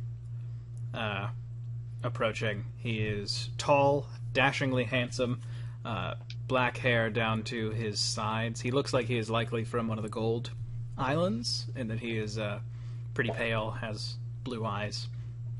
And he is approaching, he has a rapier at his side, this amazing light blue, jacket thing, and a nice doublet, and he has a pack slung around his back, and he seems to be making a beeline towards Althea.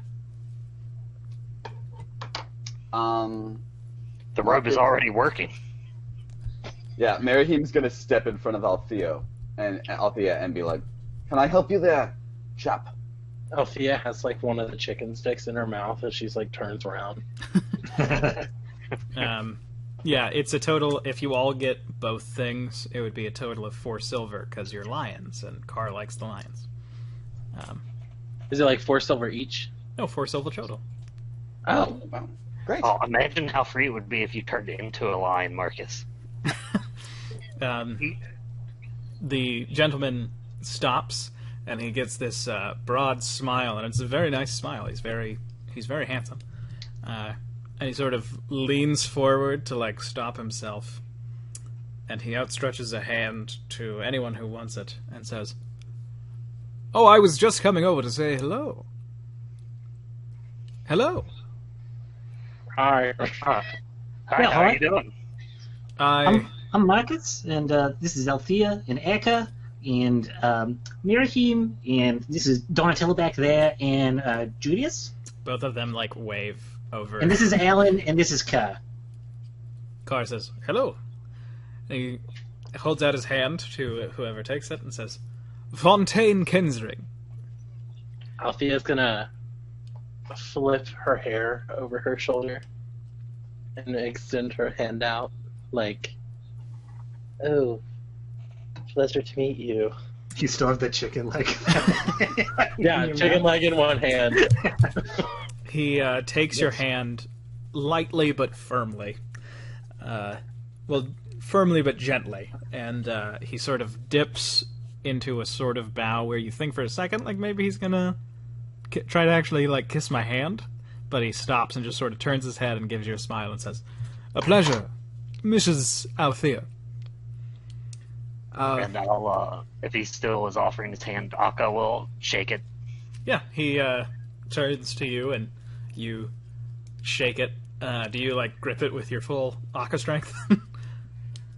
No, I mean, it is a really firm handshake, but it's not like I'm not trying to crush his hand or anything like that. Gotcha. And I'll just say, that's a fancy little toy you got there, and I point at his sword. I say, you compete with that? As a matter of fact, I do. Yeah? Where do you, what kind of competitions? Oh, occasionally I find myself in an arena, in a coliseum, in a fighting pit. But more often I find myself competing. Perhaps a gentleman has said something a bit rude about a lady, and I... Merheim rolls his eyes. And he kind of shoots, like, his eyes to you, Althea, when he says that. But then he looks back at Akka really quickly. Althea also rolls her eyes, because she'll flirt with the best of them, but she's a strong, independent woman, and she doesn't need any man to protect her honor. Yeah, especially when she can just breathe lightning on them. Can any man do an adequate job protecting her honor? That's maybe the better question. Yeah. But I happen to notice that you all were simply... you seem to stand out, and as someone who stands out myself, and he puts a hand on his chest. Rolls his eyes again. I thought that I kind of missed you on the way up. Sorry. Well, occasionally things are right underneath our nose, and we only notice them when we need to. But I also noticed that you seem to be knights of the lion folk, the lion head people. The little... And he does, like, a cat paw in front of himself. The lion thing. You're lions, correct? You love lions. Yeah. Oh, that's us. That's marvelous. That's divine. I was on my way there because I had a bit of business needed to be done, and if you happened to be interested in helping me enter, because I'm supposed to speak to a Commander Noric, is his name, but they won't let me in because they say that he's not come out of his office recently, and so they can't get an answer from him. And I know that I was supposed to meet him 2 days ago, and I would really like to have a chat with the man. What was this in reference to? Well, I require the assistance of powerful folk. Would you like me to write them a note about your situation? And I'm going to take out a book and a pen, and I'm going to say, I'm a wizard, so of course I can just send him a message straight away, if you'd like. Well, I mean, if you'd like to send him a message now, and then I go with you so that he is expecting me, I think that's agreeable. What would you like? What is this in reference to? He's a busy man. He doesn't always remember everyone who sets up an appointment and exactly what they are discussing. He's bad with names, but good with concepts, you see. So what is this in reference to? Should I speak it to you now, or would you like me to give you a vague summary and then tell you the exact wording of my message? Just speak it to me now. Okay. Dear Commander Noric, 'tis I, your friend, Fontaine. Some confusion. This voice is not my own. This is the voice of your friend, and then he kind of indicates to you with his hand and sort of spins it.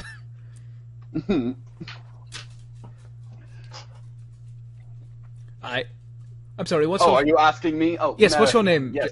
Javenna. You realize that I'm writing down the note, right? So you don't have to say my name.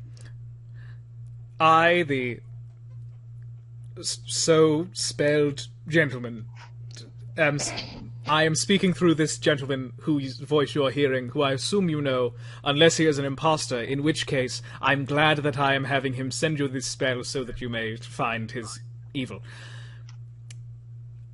My friend, Commander Noric, I have arrived in town, and I have been unable to enter the Temple of Tytyr to have a word with you about the situation that you have requested that I work with you, and you work with I upon. Thank you very much. Can you give a brief summary? It just will really help. Sincerely, your friend Fontaine. A brief summary. It's Fontaine, I'm here. Right, but... Okay. So what's his name again? Bill Fontaine Dautrieve? Bill Fontaine. Also, that 20 deception check was because I don't have sending. I was just trying to get information out of him. Sure. Would I recognize the name Noric? Well, Commander Noric is like the high command of... He is the commander. He's like our of the top guy, Lions right? Group. Yeah, but I mean, like, growing up in it, would I have of rapport with this man to know if someone of this guy's staff, like of that looks like this guy, would meet with him? Yeah, you know, I Althea mean... kind of seems Althea's kind of thinking that this guy is like not really Sure. much for combat. So you know that Commander Noric is from the Golden Isles himself. And, okay. like, his beard is black and his eyes are a light shade of blue. His skin's very pale. Like, he is probably from the same one of the small Golden Isles as this Golden Islands as this guy. Okay. Because his beard was black and his eyes were blue. And Yeah, as the pirate song about Captain Noric, Commander Noric goes. So, are we going? Are we going there now?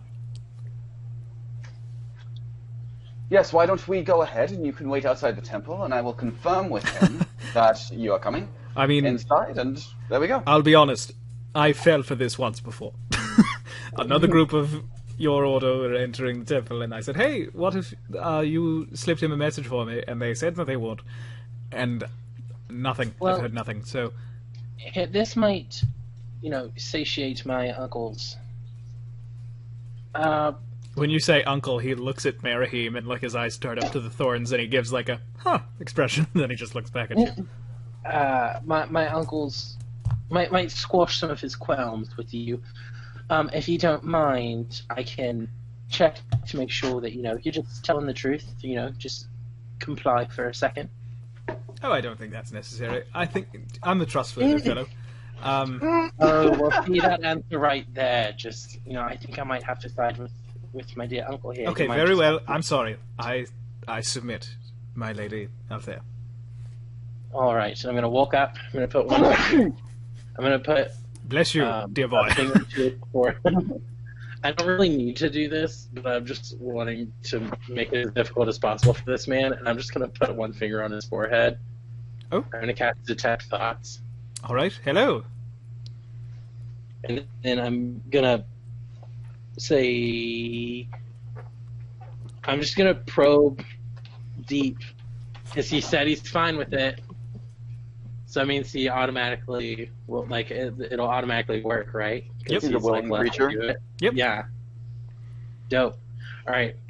The first thing that you hear on the surface as you cast the spell before you get any deeper or ask him a question is, oh, she's initiating contact. You're in, dear boy. She's gonna roll her eyes and go a little deeper. Okay. You just see, like, memories of him sneaking in and out of, like, very wealthy-looking houses, taking things, putting them into things. You see him having, like, really, like, intense sword fights in a bunch of different places where, like, these are memories from his perspective. He is doing very well.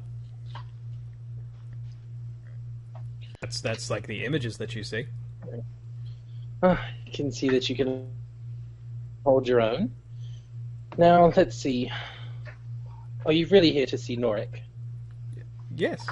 And his mind says, of course I'm here to see Norik. Yeah, and I'm going to probe a little deeper to see if, like, it comes to light the reason why. He is not really thinking about that. When you go a little deeper, it's, he's thinking about what he could say to be charming. He's, like, cycling through ideas of what he can say to get you to laugh. The answer is not much, but you're not here to hurt Norik, are you? No, of course not. And you find that to be true by probing. He does not think, of course I am. I'm going to stab him. He doesn't think It's anything going like to be a that. little deeper on that answer. Okay. Paper. You get the sense of we can help each other, Norik and I. That's kind of one of his thoughts that goes through. Okay. I'm trying to think. I can do it every 6 seconds. So it only lasts a minute. So I'm trying to get as much out of this as I can. So I'm going to say, why do you want Norik? Well, he requested that I come. I can aid him in a few things, and he can aid me in a few things. Deeper. All right. Deeper and deeper. You dig a little bit deeper, and it is preventing invasion, is the phrase that he thinks for a split second.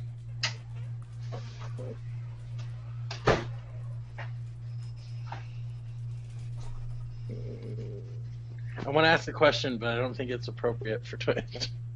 Go ahead. We're not partners or anything. What's the quickest you've ever blown? Ever what? Blown. Blown what? Oh, you Never mean mind. my gift. And he thinks, quickest? That'd be 45 seconds. Oh. You know what? I'm going to probe a little deeper on that one. And he thinks, Deeper and deeper. he thinks, but my longest. 46 seconds. Not really. But my No, that's canon. That's canon. no, he genuinely thinks I could say something a bit lewd, but she seems classy. So keep it. Don't say anything too unfair. And so out loud he says, your first few times you're a bit quick on the drop.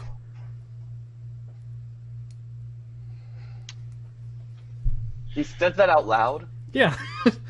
I mean, Althea asked a question out Althea! loud. Oh, sorry. And she's just going to bring her hand back, and then she's going to pat his face. Just give him 2 quick little pats on the cheek and say, not enough man for me. And she's just going to turn and walk away. He's good, Uncle Mayor. We can take him. Well, I will be honest, my feelings are a bit hurt. I feel like that overstepped the bound of what I agreed to deal with, but if it allows me to go and see Commander Norik, I think that I accept. Right, shall we? All right. Well, it was nice to meet you, Mr. Carr. I look forward to eating your fine meats. Thank you. And he gives him like a little tip of the head. Also, You should try the not quite yams. It's really good. Oh, well, do we have time? I mean, I could go for seconds. Oh, well, let's go, Arca, my closest friend. Althea also, the first go round, she paid for I had her pay for everybody's, and I had her just give Carr just a flat gold piece. Yeah, and So no one else take anything out. Fontaine gets a not quite yam, and do you get just the not quite yam or the moambe? I'll get the not quite yam. Okay, and he says, I'll pay, Arca, we're friends, I'll pay. And when Carr gives it to him. He goes, Oh, you're my new best friend. "Oh, well, this looks delicious. This looks delightful." Marcus never pays. You know what? Don't tell me how much it is. I'm getting very good at guessing the prices of food. So, and he reaches into his bag, and you see he has like a shit ton of platinum and gold. He doesn't even have any silver or copper. And he reaches in and gets out 4 gold pieces and says, "Will this cover it?"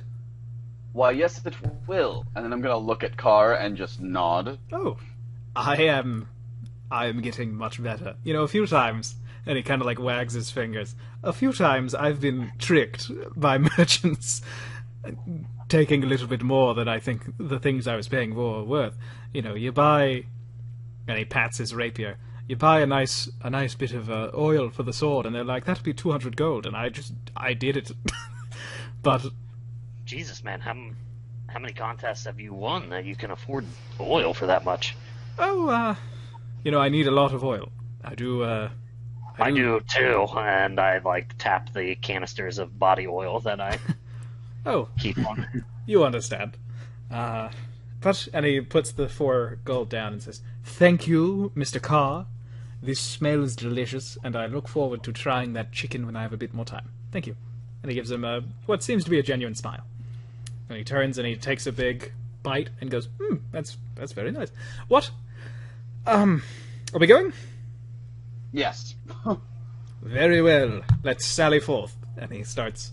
You notice that his default walking gait is sauntering. Althea rolls her eyes one more time. Ben, while this has been going on, I've walked to. Is this like a little park or like what? It's like a small garden plot. Small garden. Okay, so I've gone into the grass and I've sat down and I'm trying to find like insects. Okay. In Italy, I'm sure there are ants. So in Hallandor, there are ants.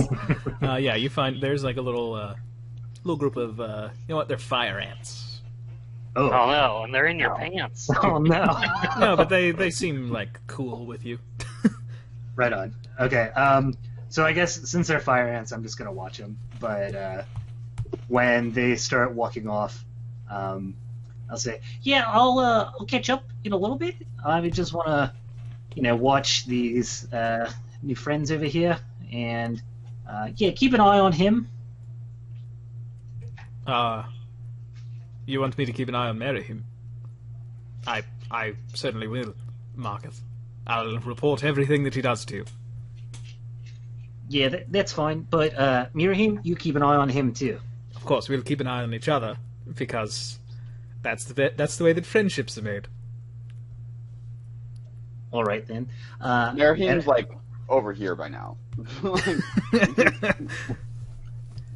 and I'm just gonna go back to watching the ants. Are you looking over the ants? Oh yeah. Do you know? It's just a whole big group of them here, and I just wanted to watch them build their little house. Oh, see how that was going. That's very nice. They're very impressive. They're the architects of dirt, aren't they?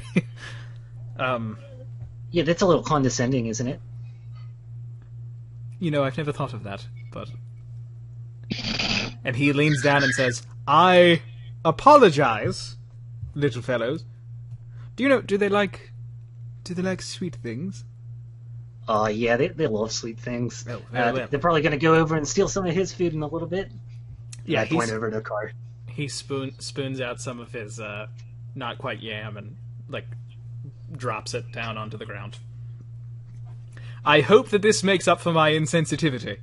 I have to go and meet with a gentleman, but I will come by and see if there's a way that I might assist the construction of your new home. Oh, yeah, Eka, I think I got a new best friend too. Eka never gives any of his food to the ants. He To be fair, they don't need to eat as much as I do. He looks between the two of you and says, "I hope that that's sufficient to help them out. I'm a bit cross at myself, to be honest." Yeah, well, we'll come back, check up on him, maybe get him some more yams. I'm gonna start standing up and brush the dirt off of me. All right. Start walking. Well, Akka, my dear friend, shall we continue? Yeah, better follow Uncle Raheem before he gets mad. All right, should I call him Uncle as well? And you all come to the Temple of Tytyr. It is a very old but beautifully constructed building.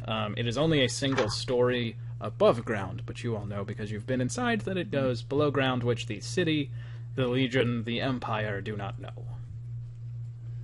And you all... I don't think that we take him inside, though.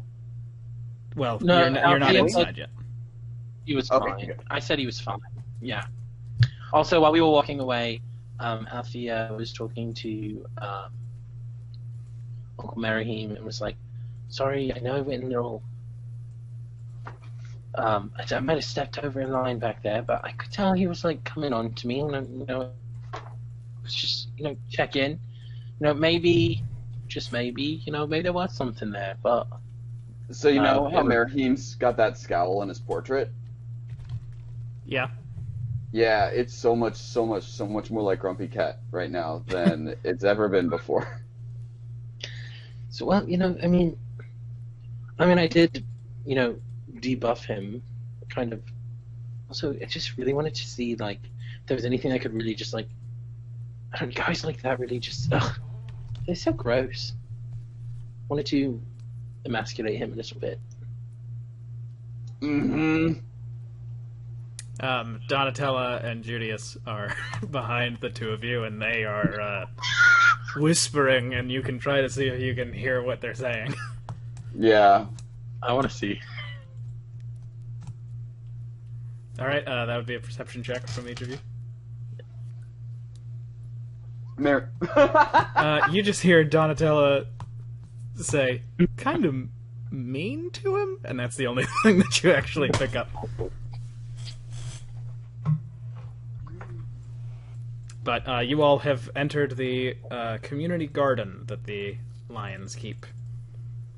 This is the entrance to the actual temple proper. This is just a little courtyard where there are a few different types of vegetables from all around Walharn grown, and people come together like as families and take care of them. You see two young, not quite as powerful as you lions standing guard. Hey, Betsy. Hi out there. How you Alan. say? Yes, Alan with an A, that's my name. Not to be confused with the rooster, who I've met several times. I'm not sure who would confuse you with a rooster, but you have a good day there, Alan. And Aka Fontaine is trying to basically like walk directly behind you. And Betsy puts her hand in between your back and his chest. Says, "Nope, not gonna get in that easy. Sorry, this guy's been trying to get in for the past 3 days to see the commander," he says, and, I He's thought fine. you decided it's okay, Uncle Mary. Yes, Uncle Merihim has said that it would be fine. I actually never said that it would be fine. I will be going in and meeting directly with the commander. Commander Norik. And you may sit in the garden. I would like Uncle to... Merihim, I told you I probed his head, he's okay. If it makes you feel any better, if we bring him in, I'll take responsibility for him. If anything happens, it's on me, not on you, okay? Very well. So... Strip. Sorry? Strip. I Your certainly wear sword, your anything as it knives, is. anything along those lines. Well, Aka, he You will wants be you leaving them to at the take off door. all of your clothes. I'll be honest, I don't think that you should speak to Aka that way. Aka, you should maintain the clothes that you have right now, if it makes you feel I've uncomfortable. made a few gold this way before, but those were harder times. Yes. Aka, I was not talking to you, my friend. Oh, well, Marcus, I don't think Marcus, that you need to I was take not off. talking to you. Sir, would you like to go see the commander? I would love to see the commander. Lose your sword. That I cannot do, I'm sorry. Then you may not enter. I will go and let him know that you are here, and if he wishes to see you, He will send for you. Fine. Right. have been insulted and told that I may not enter for days on end, and I've had someone ask me questions about my sexual activity and insult me due to the results because apparently she could read my mind, but allow me to go and sit in the garden to wait to speak to someone who requested my presence. Yes, but I have only heard that from you, and he has not responded to my message yet. So, I need to go get that confirmation from him. You understand that he is an important man, I'm sure. Certainly. As Go. you seem to be yourself. Go. And then I'm gonna And go you inside. notice that when you asked for the sword, his entire, body language changed before he started walking away. He suddenly looked a lot more imposing. And you notice that he's actually, has a very muscular build beneath his bulky jacket. And he seemed a little less silly. I don't think that's a crazy. Me as a person, I don't think that it's a crazy request for someone who's bragging about being a badass duelist to be like, "Hey, can you not bring your sword into our order?" Oh, when you're I'm trying not. to meet with our commander. I don't necessarily think that it's unreasonable. Althea is going to put her hand on Arahim's shoulder and say, "Give me a moment. You know, The good one or the missing one? the It's the hardest Let's just decision she's made. the missing one. The missing one. Yeah. She puts her hand down and then, forgetting that it's the missing arm, pulls it back. I'll be right back. I will go get the commander. I'm gonna go inside and go see if I can get in touch with him. I'm gonna go talk With them. to Mr. Fancy Pants. Yeah, he has squatted down and seems to be looking for something in the grass. Mr. Fontaine. Yes. Listen, I know we got started off on the wrong foot. I was not necessarily meaning to insult you, more as keep your ego, not your ego in check. Maybe it's, you know what, whatever. Right, you were trying to embarrass me. Well, not necessarily. I just don't think you could handle all of this. It's not you, it's me. Right. Well, Anyway, I've handled a lot before, but I'm sure that if I could probe into your mind, I would Althea's find some gonna- answers myself. But all right. Althea's gonna turn her head to the right and cough and just lightning breath with the cough into the ground. When you look back, his eyebrows are raised. Yeah, sorry. See, sometimes that just happens. So really, it was more, it is me, it's me, not you. Anyway. Sure, but I accept your apology if that's what this is. Yes. Well, yes and no. Yes, it is an apology, and also no, there's more to it. I can see that you are very well equipped to handle that sword. I saw a little bit of your fightings in my head. That's why my uncle, you see, wanted for you to keep your sword out here, because I did tell him how good you were, and if you're worried to be away from it, Betsy's very trustworthy. I would trust her with my life. And I turn to Betsy and give her a thumbs up. It's nothing to do with Betsy. It's everything to do with the sword. Oh, well, It then was. what are your apprehensions of keeping it out here? It was my father's, and many people want it, and I promised him as he died that I would keep it with me always. So Okay. I will Well- wait for Commander Norik to request me publicly. Well, maybe then, maybe this is, knowing that now, maybe we can work something out. What if, I stand next to you and I hold the sword?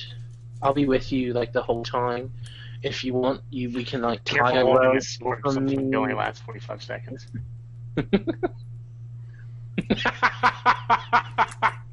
I feel as if my dear friend Akka has just insulted me from across dimensions. When you suggest that, he kind of rubs his chin. Can you make a persuasion check with advantage and a +1? Ooh, yay! Okay. He has advantage. Let me find me attractive again. Oh, 28.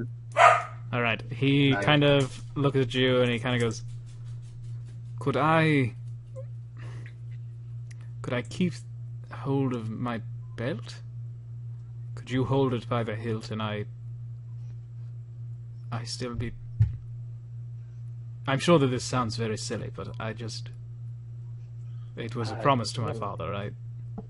It doesn't sound silly at all. My father also passed away, so I'm actually following in his footsteps, being here myself. But I'm sorry to hear that. It's okay. I have Uncle Mayor.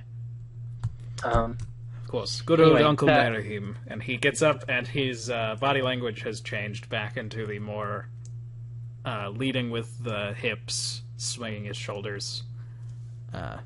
So I'm gonna keep the belt as long as possible, and I want to have the sword on the opposite side of my body from him, so that he can't like reach over and grab it. Sure, yeah. Not like reaching across me. Yeah, he does have to be pretty close for that, but he is being respectful of your personal space. Yeah. Like, he is sort of turning his body at an angle so that you're not like bumping hips every few seconds. Okay. I'm gonna walk us back over. I'm gonna say, "It's okay, Betsy," and then, "Come on, guys, let's go." All right, and you all follow Merahim indoors. While they were talking, I'll just say, Hey Betsy, hey Ellen, it's Marcus from before. This is Donatella and Julius, and they want to join the Lion's Hope. I don't know if you want to send them right in. Yeah, of course, go on in. Okay, great.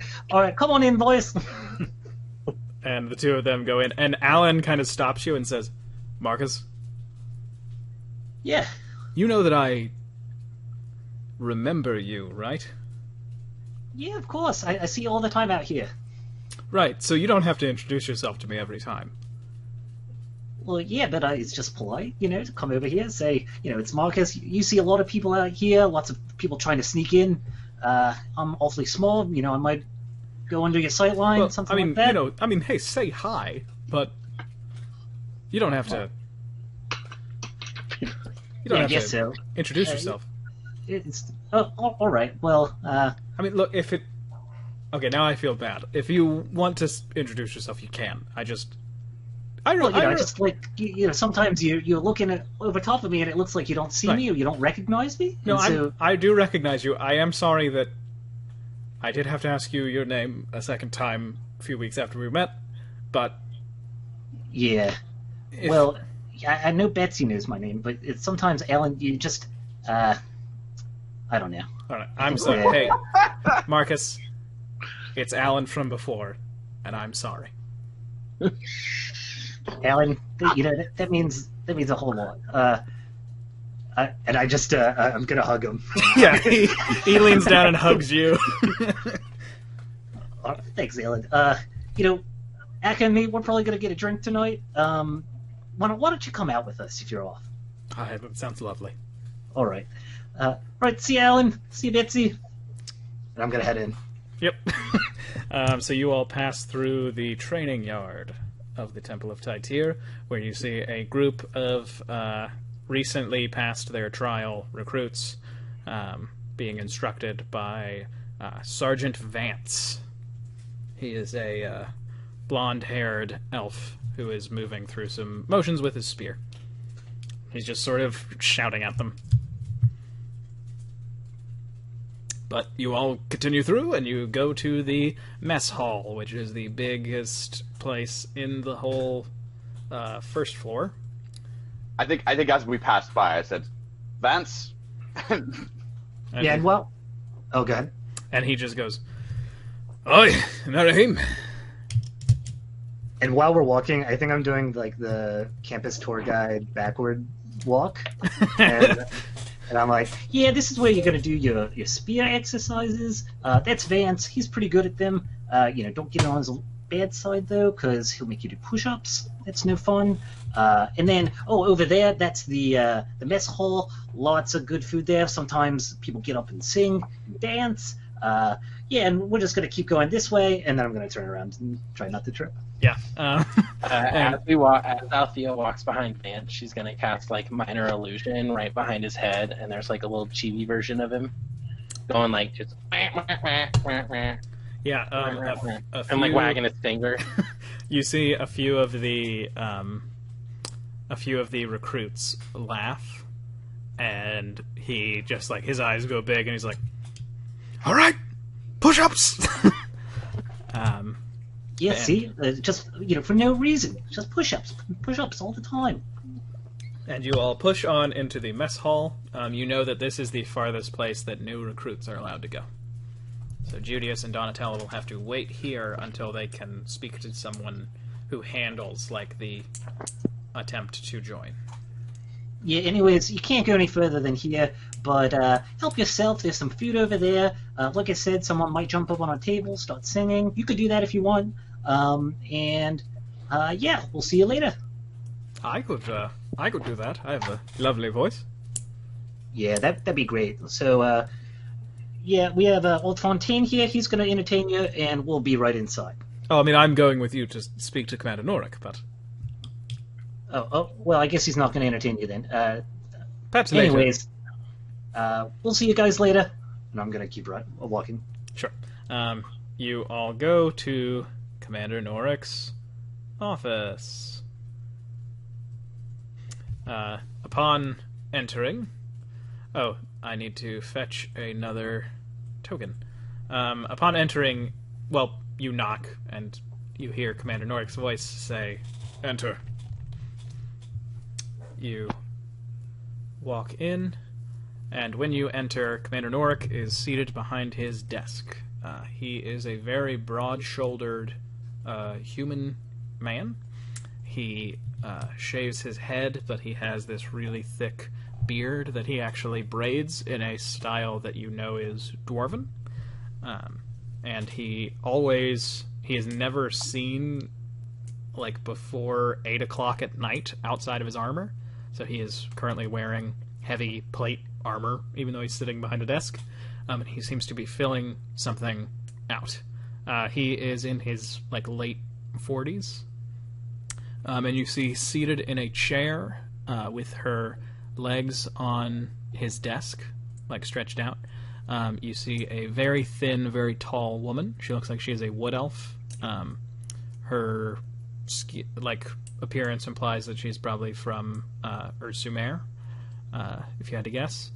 And she is wearing this sort of burgundy maroon colored cloak that she has sort of lazily strewn about. And what's odd is that she has 3 facial tattoos in the same color of that cloak. And they seem to be like half of a dagger on each chin, and then a big circle on her forehead. And Norik looks up and says, "Ah, you all are back." Does she look familiar to any of us? No, she is not a woman any of you have met. Okay. You all are back. How did it go? Not as well as we might have hoped. Fontaine? I look over and I'm like, who brought him in? You see, he's like literally connected to Alfie at this point.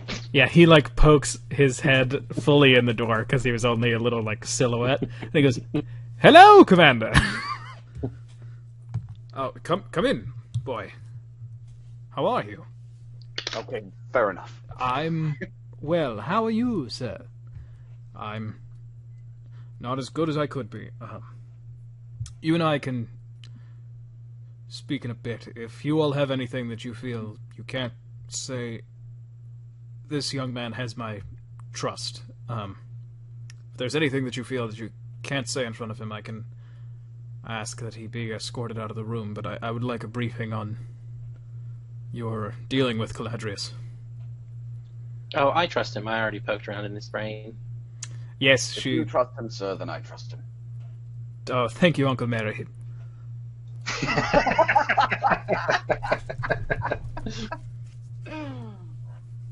Well, while we did disrupt the ritual that Caladrius was trying to perform, we lost.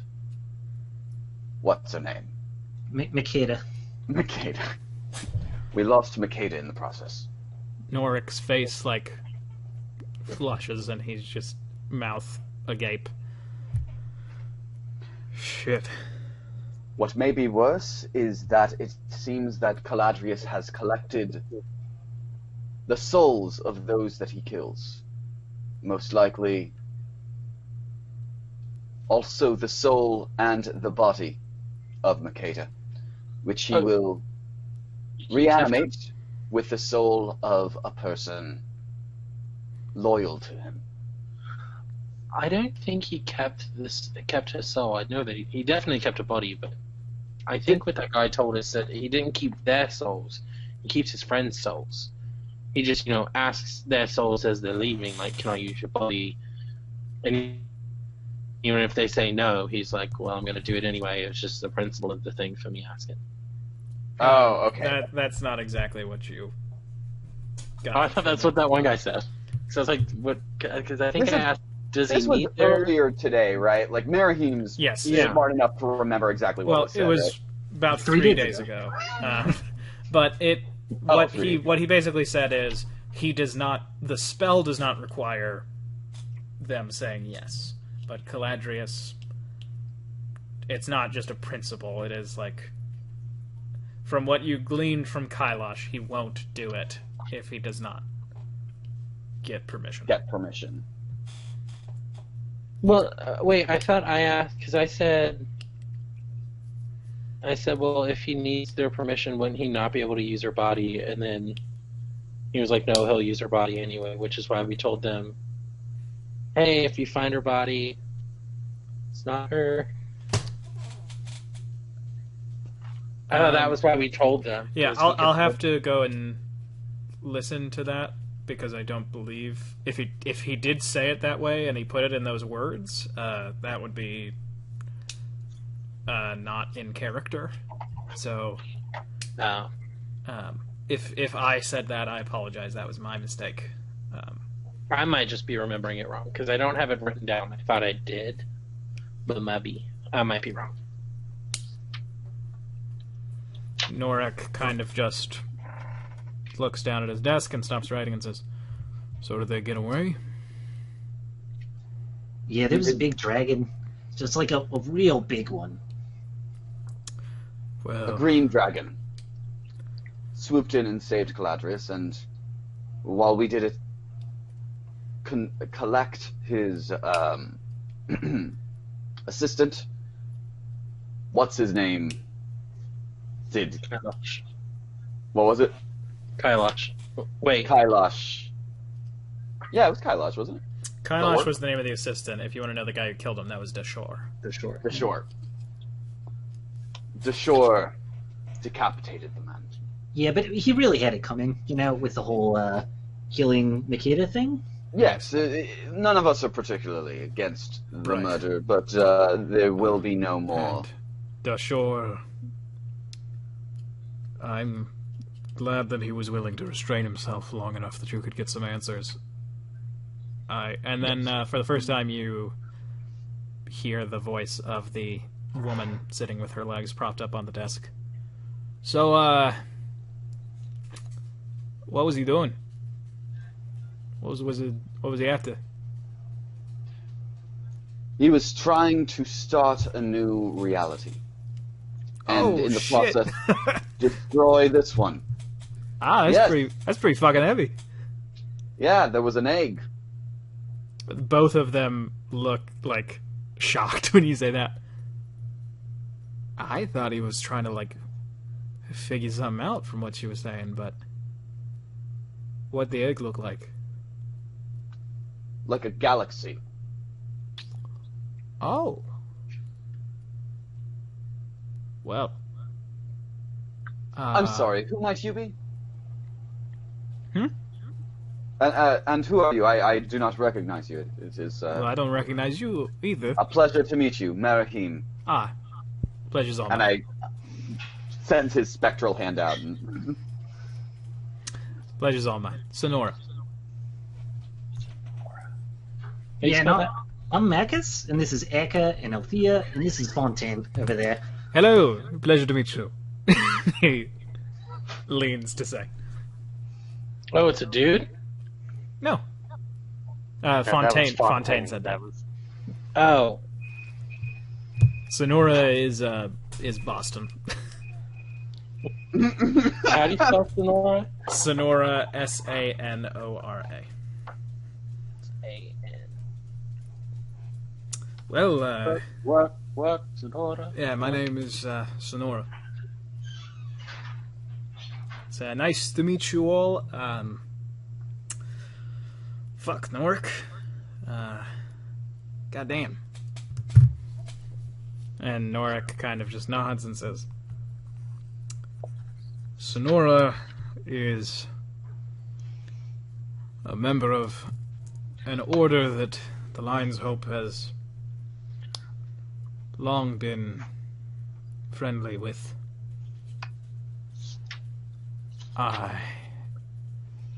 What are your orders, oaths?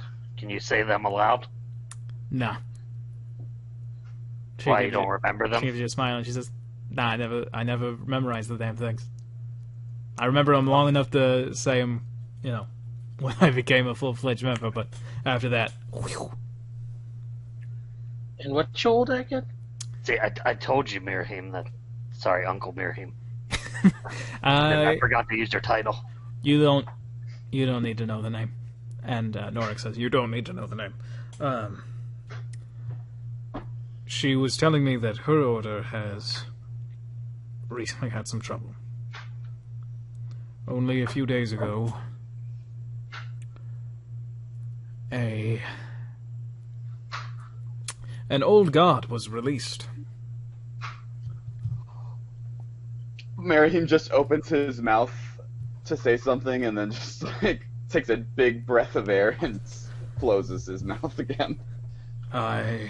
Some of my spies up north have told me that everyone in Yorn is terrified because they believe we're at the end of the world. That new god wouldn't happen to be Naya, would it? Oh, old god, but... Oh, yeah, that one. And she kind of turns her head and says, how'd you know? Well, we kind of faced these guys with these masks, and they said something about... White masks with gold lines on them? Yes. Yeah, we killed one, and he said, oh, he's going to be returned through Naya. It was really weird. Well, I told you we should have rung that guy's bell. shit. Yeah, but we Okay, couldn't really so... do the coral creature, and that guy had the cool sword that, sent us forward in time, and he said that he was going to kill Caladrius all by himself, and so I didn't think that we could fight him. What did he look like? Well, he had a mask on, so I couldn't really tell. Was it just... Did he look like the others? No. He looked different. Yeah, he said he was an adjudicator? Both of them look really shocked when you say adjudicator, and Norik just says, I'm glad that you didn't fight them. Yeah, these guys wanted to, but I was like, man, I am tired. I'm bugged out. Let's head on back, maybe fight a coral creature instead. And then we saw a Triceratops, got some magic items, and we found Donatella and Julius. They want to join the order. They're outside, and now we're back. Oh, there was one bit of information from before we fought that guy in the tower. that guy that we were supposed to meet up with, Julius Cactus. Julius, Sextus. what was his? Yeah, that one. I actually remembered. I feel like Yeah. I called him Cactus. Yeah, no worries. I don't want you to think I'm not actually taking notes on your characters. So. I probed in his mind as well, and I think he's planning on like overthrowing the ruling party over there. I don't know if that's something that Wouldn't you surprise want me. to look into. We I can shit. take a look. Certainly. There's a. I'm glad that you all didn't fight an adjudicator. I doubt you would have survived. The white masks are trouble. And before, some of the veterans in the Order have faced adjudicators and lived. They seem to have been able to draw some power from this imprisoned god Naya before she was out, and now that she's out, I'm sure that they're further. So you mean like a cleric? I suppose, but they are deadly. We've been dealing with them more and more, and right now they're causing a problem in the city. In this city? Yes. They have seized the temple of Kastarash. And you all know that Kastarash is the god of the dead in Howlandor. And Well, why would anybody want to have that creepy place? we don't know, but we can't go in because of the second law. And you'll recall that the second law is that if you you cannot attack someone in holy ground. Well, how did they get it? If they broke the second law, does that negate it? That's the second law for you guys, the Lion's Hope. Oh. There's the oath that you swear, but then the laws are the actual rules. That's why okay, that makes sense. So we can't assist, and Well, what if we just, like, smoked them out, and then once they're outside, then we do the that's not going to work out. fisticuffs? We have a few of our order keeping a perimeter, ready to catch them if they leave. Is it prudent to perhaps hire some unaffiliated? That's what we're seeking to do. Finding some rat catchers, but that's not important. What if we just like barricaded all the doors and all the exits? Well, they have the And priests. just, let them starve. They have the priests held hostage inside. Collateral. I'm just kidding. The issue is that the city guard are... The Cobblers Guild has decided not to work until a few of the patricians who own some of the... I don't know, some of the shares in where they get their materials, who own the land where they grow whatever it is you make boots out of, but they're on strike until something happens, and so the city guard are harassing them day in and day out and don't have time to deal with one of our temples being invaded by a enemy army. It's troublesome. Fontaine. Okay, well, He looks up we've at Fontaine. reported in. Anything else? He looks up at Fontaine. Yes, Commander Nork. Would you be willing to find a group of people who look capable and maybe pay them and I can just pay you back for their services to retaking the temple? I suppose that I could. Thank you. I know that we need to speak, and I'll inform all the guard that you have free run of the temple, but if you don't mind going and getting on that. Oh, no, certainly not at all. I can go do that. You scratch my back, I scratch yours. And he gives a smile, and he turns to you out there and says, do you mind if I take that back? Oh, yes. Sorry. Thank you. Well, out there, and he kind of dips his head. Marcus? Akka? Uncle Merahim? Fontaine, I must apologize. I hope you understand that my hesitation was purely out of protection for my order. Uncle Merahim, I'm completely understand. Now, if you don't mind, I will certainly see if I can meet you all again. But for now, I must endeavor to hire the folk that will save this temple of a creepy god. Goodbye. And he walks outside. As he's walking, right out the door, I'm gonna whisper to him, some people have lasted less than 42 seconds, so don't really let that get at you at all. I'm leaving now. And I was whispering it so only he would hear it. Yep. Stealth check. When he leaves, there is a...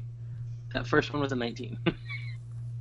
Yeah. When he leaves, there is another lion, very young, unseasoned lion at the door, and Norik calls him in. Commander Norik, we've got another problem. Yes, what is it, boy? Spit it out. The statue garden? The statues, some of them are alive and are attacking people. Moving around.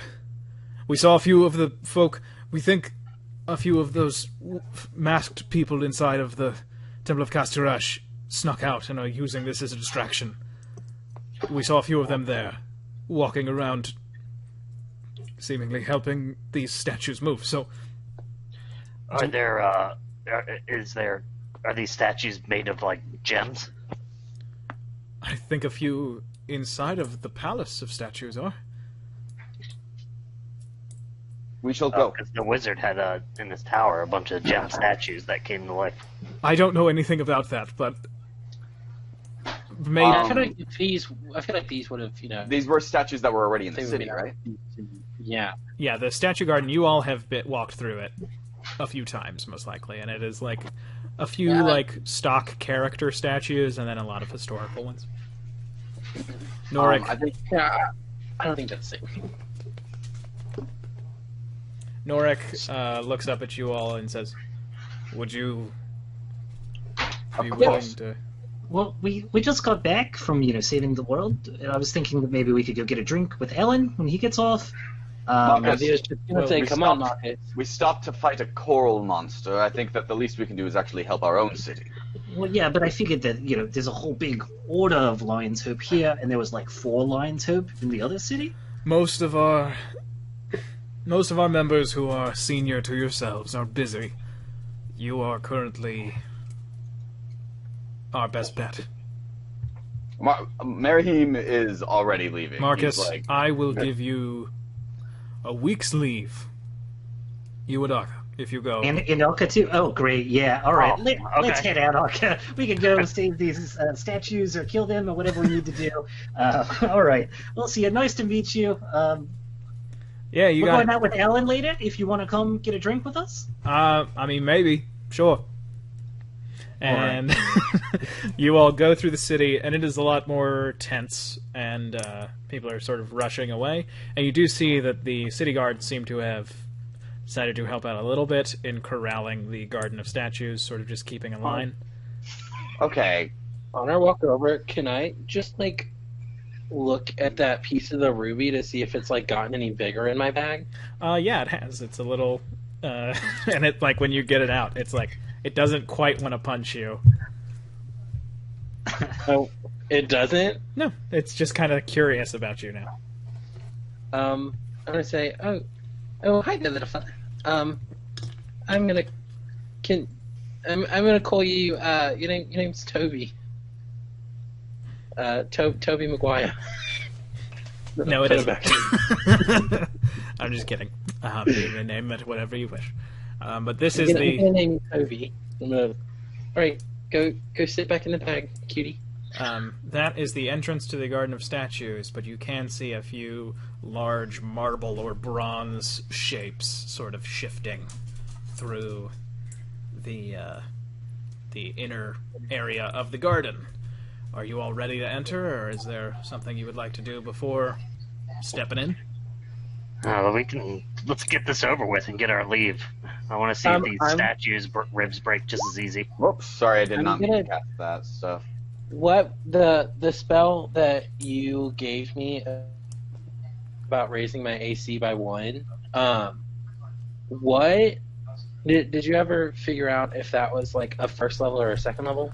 Because you texted me second level, and then you said you thought it maybe was supposed to be a first, and then you're like, "I'll get back to you," and I never asked again. Yeah, second level, I believe. Second level, okay. Then I'm gonna pop that because that lasts for an hour, right? Yes. Okay, yeah, I'm gonna pop that on right before we go in.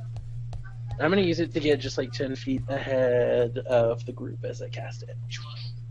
And I'm gonna, Akka is gonna say, let's give these a shot, and he's gonna tap his cestas together, and is gonna run in and just punch the first moving statue he sees. Okay. I'll have cast mage armor on myself on the way there. Over. Okay. And my turn. Okay, I'm gonna cast bark skin on myself. So I'm gonna just take a bit of oak bark and crumble it up and rub it on my face, and then my skin turns to bark as well. And then I'm going to wild shape into a direwolf, who also has bark mixed in with his fur that you can see protruding out of his skin. Okay, dope. Oh, that's so cool. Well, hold on, maybe not a direwolf. Sorry, I need to look at the stats for it. All right. Let me go back to my token page here. Oh my gosh, Akka is huge. Yeah, direwolf. Oh, Sorry. Yeah, no, cast it I in want to line. do a direwolf. Yep. Okay. So these are the statues that are alive, right? They're not all the statues are alive. Not all of the statues are alive, no. Is there a yet at the end of that sentence? What the hell? Whoa! It's a big wolf. Jesus. Sorry. And he's large. Yep. Okay. Nope, sorry. Althea said she was 10 feet ahead of everybody. Oh, sorry, didn't hear that. Yep, and everybody roll initiative. And by the way, there is you do see the palace of statues beyond, and it does look like there is probably some action going on in there. So any initiative rolls that you have here are going to be your initiative rolls for this entire statue situation. I clicked on Marcus's initiative instead of the direwolf. Oh, it's the same, I think. Yeah, it's the same. Never mind. Okay, 11, 10... The direwolf only has a 0 dex. Oh wait, What's that? no. No, it's 2. Plus 2. Oh, whoops! I was looking at Nathaniel's. Might be. Okay, so first up is Akka. Akka, it's your turn. Yeah, I'm gonna, like I said, I'm gonna run up and punch the first moving thing. I'm assuming this one's moving, or any of these ones around us moving. None of the ones that are to your left or to your right are moving. There are what looks like humans, the same white masked individuals, but then there is a definitely moving statue over here. There's 2 of them moving on this little path. Okay, yeah, I'm gonna run up to one of them, and Akka just keeps getting bigger and bigger as he charges over. And as soon as he gets to full size, he just is gonna slam his fist straight down into the thing. And Enlarge says I get advantage on strength ability checks. Does that count strength-based attacks? It does not. Okay. So I will attempt to attack. Oh wait, no. Well, it's the same. So 11 to hit. 11 does not hit the statue. No. Okay, and then I'll use my second attack. 16 just hits. Okay. Okay. Starting off with a And bang. plus 4 lightning damage. Or no, that's not lightning. That's just from being enlarged. So it's 10 bludgeoning and 6 lightning damage. Okay. Nice. And I will use my bonus to... You know what? It's a new thing. I'm going to use my Tavern Brawler feat and attempt to grapple the statue. Okay. So I get advantage on this strength check. Is it athletics, right? Yeah, athletics. 21. Okay, you have grappled this statue. So I literally, I like grab it, and so okay, sorry. I come up and I go to throw that big punch, and I hit the ground because I like come flying in up high from growing, and then I uppercut it with my left hand, and as its jaw opens up, I just wrap both of my arms around it and try to bear hug it. Yeah, okay. Is that your turn? Yep. Okay, I'm going to be right back. I'm going to let my dogs outside, and then I'll be back real quick. Nope.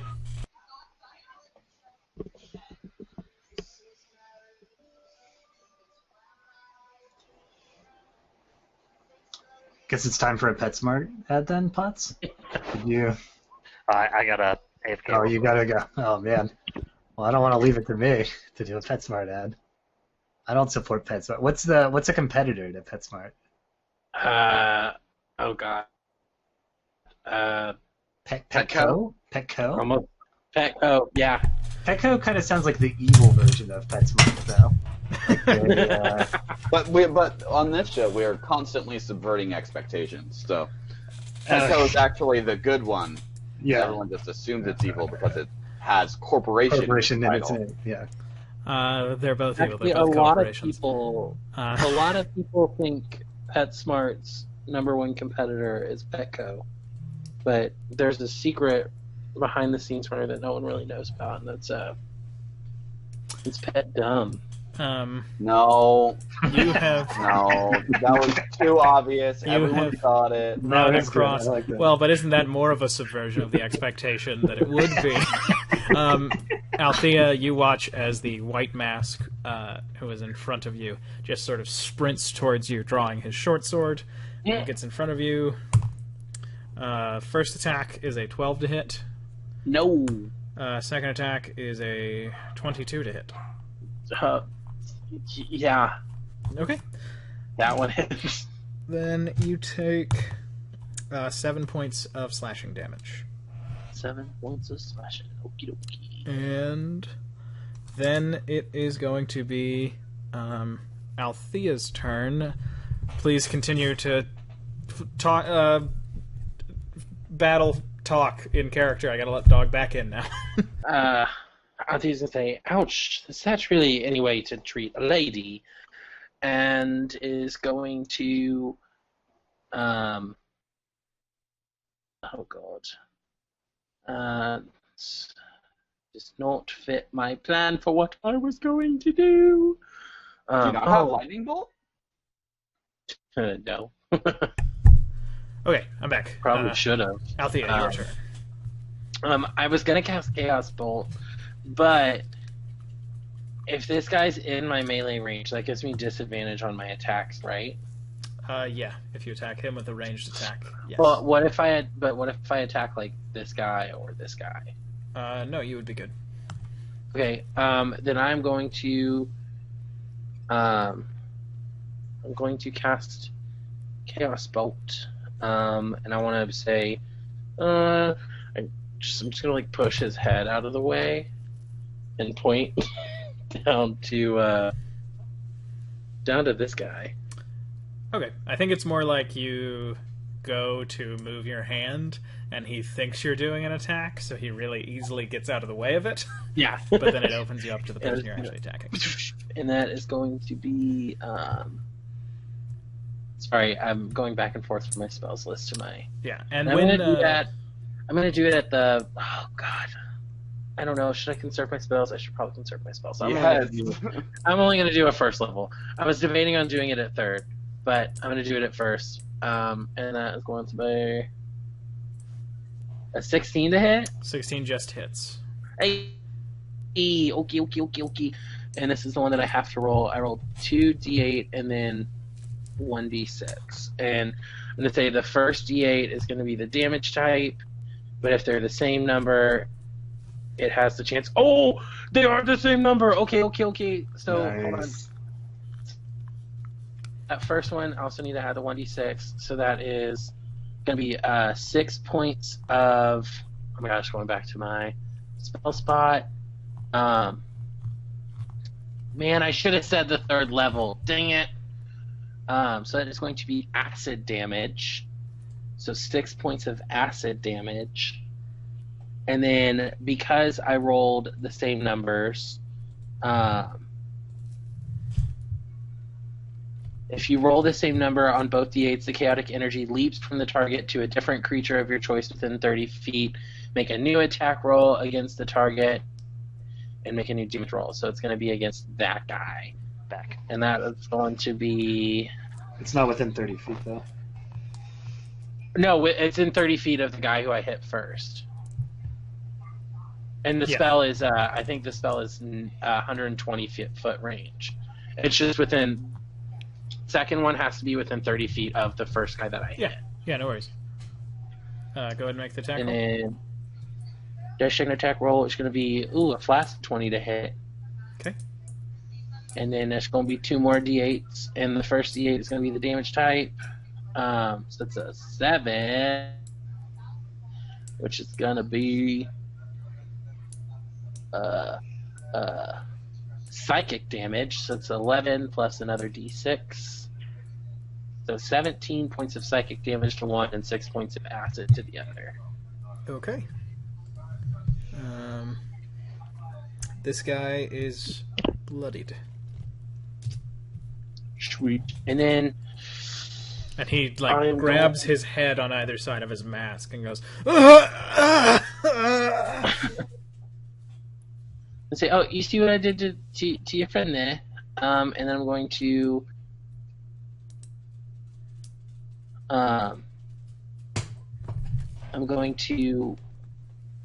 spend a meta magic point, a sorcery point, to quicken my.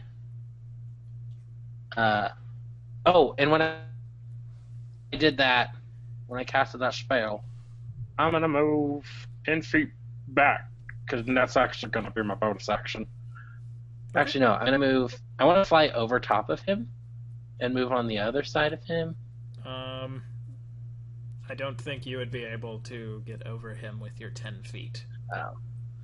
Then I will go here. Okay. And that'll be my turn because that was my bonus action to fly.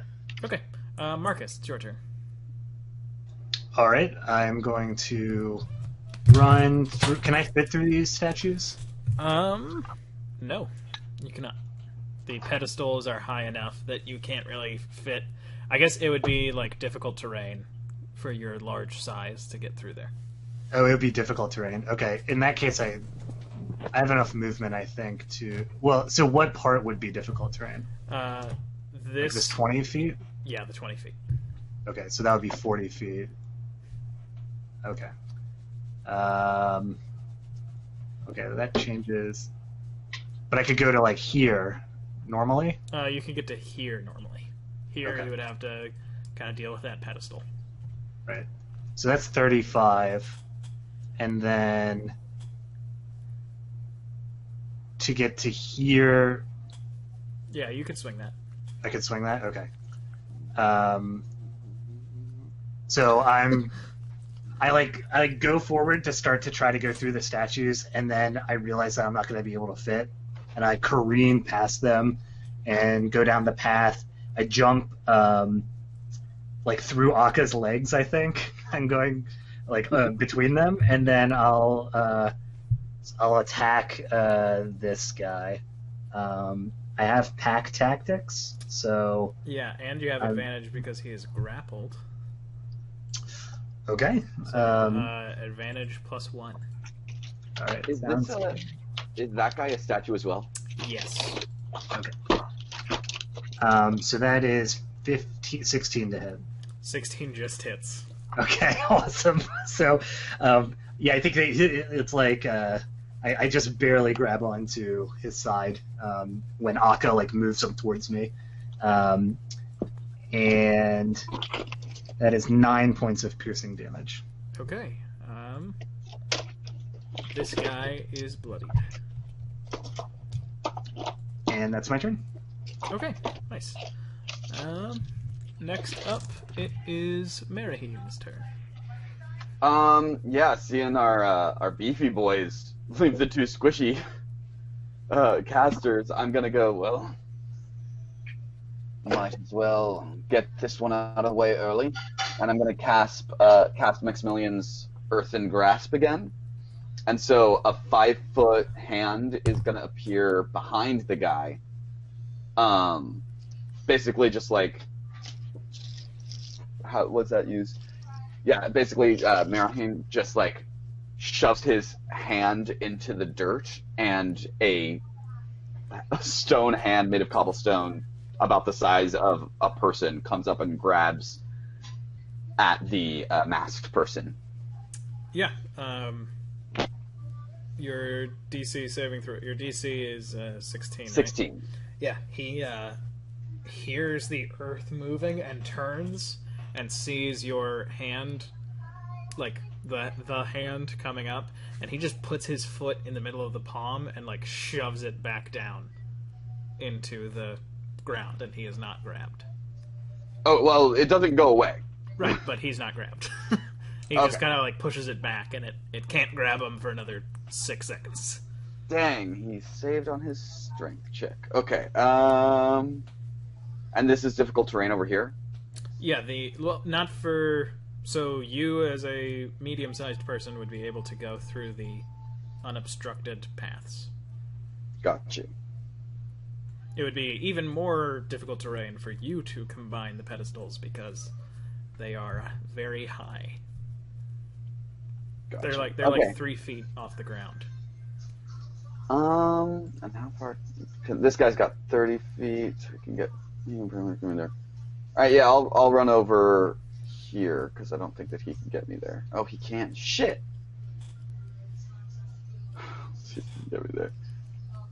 No, he wouldn't be able to. He wouldn't be able to scale the thing, right? He'd have to like.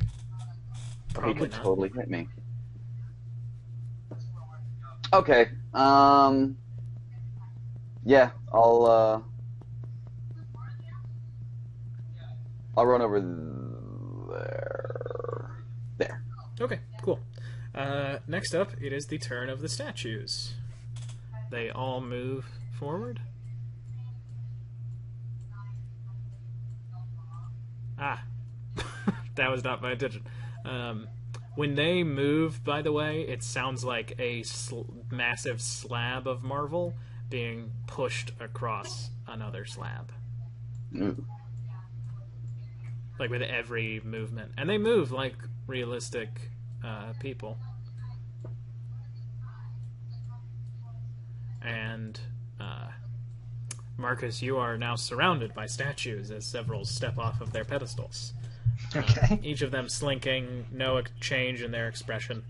And you are going to be attacked 3 times. Basically, 2 of them are just like slamming their hands into you. The other one has like a gladius and is going to attack you with that. Okay. It's a 15 for the first attack, Misses. a 19 for the second, Hits. and a 16 for the last one. Hits. Okay. And I made both of my saves, so I still have concentration for Barkskin. Okay, I need to do the damage though, right? Oh yeah, you're right. Okay. No worries. I was thinking what you rolled for some reason. Oh, no. So for the damage, you take 6 bludgeoning damage, and Okay. then you take 7 slashing damage. Okay. I made both of the Constitution saving throws for the Okay. rolls. And then Akka, your guy is going to try to wriggle free. Sorry, and Ben, what was that total? 6. It was 6 and 7. It was 13, right? Correct. Okay. Good. Akka, your guy is going to try to wriggle free. I need you to make a athletics check. Okay. All right, yeah, you 15. you hold on to that statue as you just hear it like slide. And then that is the statue's turn. Now it is the turn of the mage. The mage is going to. Where's the mage? This is the mage. They're going to walk forward and they are going to cast Spiritual Weapon as a bonus action. And that is going to pop up, shoot towards Merahim, Critically fail.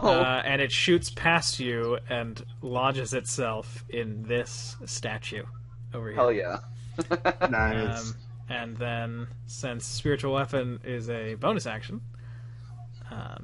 they are going to then just sort of, you see them kind of Well, like... casting it is an action, and then Oh. using it is a bonus, right? You are correct.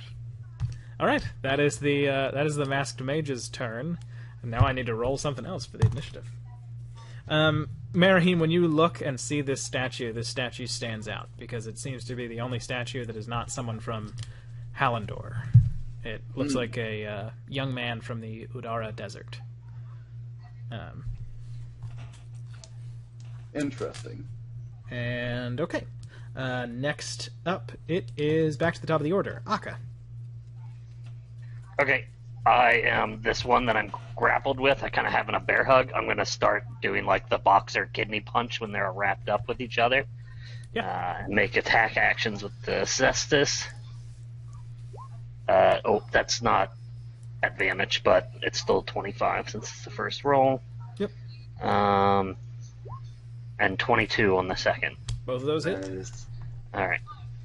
So the first one will do 10 bludgeoning. Oh, actually, it will do 12 bludgeoning and 1 lightning damage. And the second one will do 13 bludgeoning and 5 lightning damage. Yeah, Wolfus, you notice Akka. I'm guessing that you're not pulling your punches as much as you would against a flesh person. Right. You just see Akka's cestus-covered hand burst through this thing's chest with Hell like yeah. lightning crackling around it, and then the statue just like crumbles around him too. Well, I just like, since I'm like kidney punching it from like in its sides and like backsides, basically, it's like I just cut it in half with my punches. Yeah. So it like crumbles at the waist and the top tips over. You said it died? Yeah, it's done. It's gone. Okay. And once it does that, I'm gonna shift over here, and I'm gonna spend a key point to do a flurry of blows and make unarmed attacks against this statue. Okay. That's unarmed. 18 to hit on the first one, and 15 on the second one. 18 hits, 15 does not. Okay. That one's gonna do 10 bludgeoning damage, and it needs to make a what's my spell DC? It never saves. Every time I change it, it goes away. I think it's wisdom based, so it would be 8 plus 6, 14 difficulty of a, what is it, dexterity saving throw. Okay. It manages. Oh, wait. It must succeed on a dex saving throw or be knocked prone. It must make a strength saving throw or be pushed. Let's do the strength saving throw. I'm going to try and push it with this attack. Okay, it saves. Okay. You push at it, but it just digs its heels into the Right. pedestal that it was on. It says it can't take reactions until the end of its next turn, of my next turn, but I'm assuming that's only if it fails, right? I think so. Okay. But yeah, so I come over here and just like lunge at it, and I just drive my shoulder into it, thinking that I'm just gonna knock it back, but it just like props itself against that stand. But it does take some damage, and like some it's like chalk is like being blown off of it when you hit it. Althea and Marahim, you just look over and there's this massive dire wolf and Akka, super big, like just raining hell down on these statues. Is there anything else you want to do, Akka? No, I think I'm gonna end my turn there. Okay. Then after Akka, it is Althea. Or no, wait, sorry. It's the sword guy. Sword guy is going to turn, and he is going to come over and attack Althea. That is a 15 to hit. That just hits. Okay. Dang. You take 5 points of slashing damage, and then it is a dirty 20 to Oh, hit. wait. Shield. Can I... Will you retroactively let me cast shield? I can. He hit with his second attack if you would rather just use shield. Oh, wait, no. That would be above your... Okay. Yeah, you cast shield. Yeah, the second attack would just hit, but the first attack wouldn't have. Okay, so you don't take that 5 damage, but dirty 20. Instead, you take 9 slashing damage. Oh, great. 1, 2, 3, 4. Okay. Then that is his turn. Next up, it is your turn. He is going to say, ouch. Is not nice. And I am going to risk the attack of opportunity and go 5, 10, 15, 20, 25. He takes a swipe at you, but he misses. Okay. Nice. And when I get here, I'm going to spend... Am I? Hold on. My meta magic thing. If I were to... Oh, it doesn't say that it changes the amount that you have to spend on different levels for this one. Okay, so I'm going to use 2 sorcery points and quicken my I'm gonna cast Thunderstep. So all 3 of them need to make a Constitution. Okay, Yeah. what's the range on it? 10 feet. It's a 10-foot diameter from me. Okay. So all 3 of them need to do it, and this is the one where I teleport. And so I'm going to They all have beat a 16. wow. But Well, they they still also take half damage. they also take half damage, and it's 3d10. Please roll high. Please, dice gods. Yeah.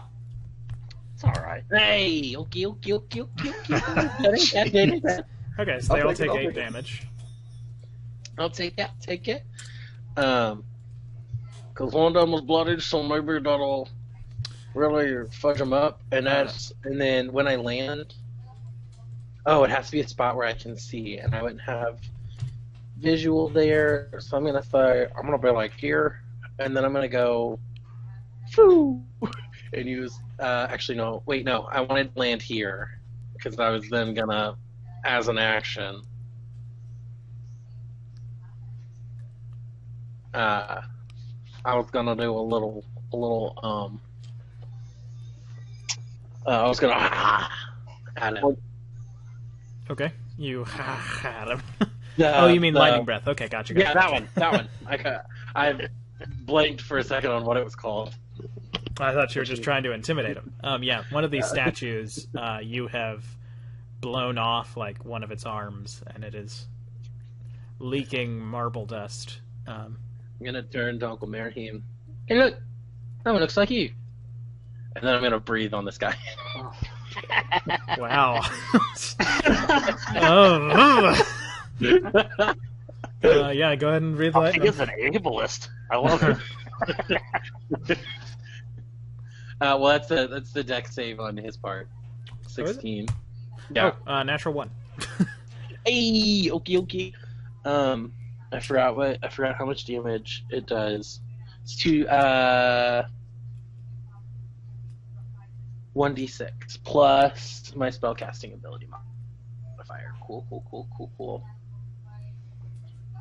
I think I actually forgot to roll damage on the Okay, so it's 5. Coral Boy plus- earlier when I did it. 5 plus my spell attack. It's 5 plus 5, right? 5 plus. It says my spell attack bonus is 8. No, that's the spell attack thing. bonus. Your spell ability modifier. Yeah, it doesn't say. It just says my spell. It just says It's- spell so- casting yeah. ability is charisma. Yeah. So what's So your charisma mod? that is just plus 5. Just plus 5. Yeah. He's not looking good. Cool. our boy. Man, and I just put myself right back in range of him again. Yeah, I was kind of wondering. Yeah, Plan was. Next up. I should have hasted that thing. Next up, it is Marcus's turn. I wasn't thinking.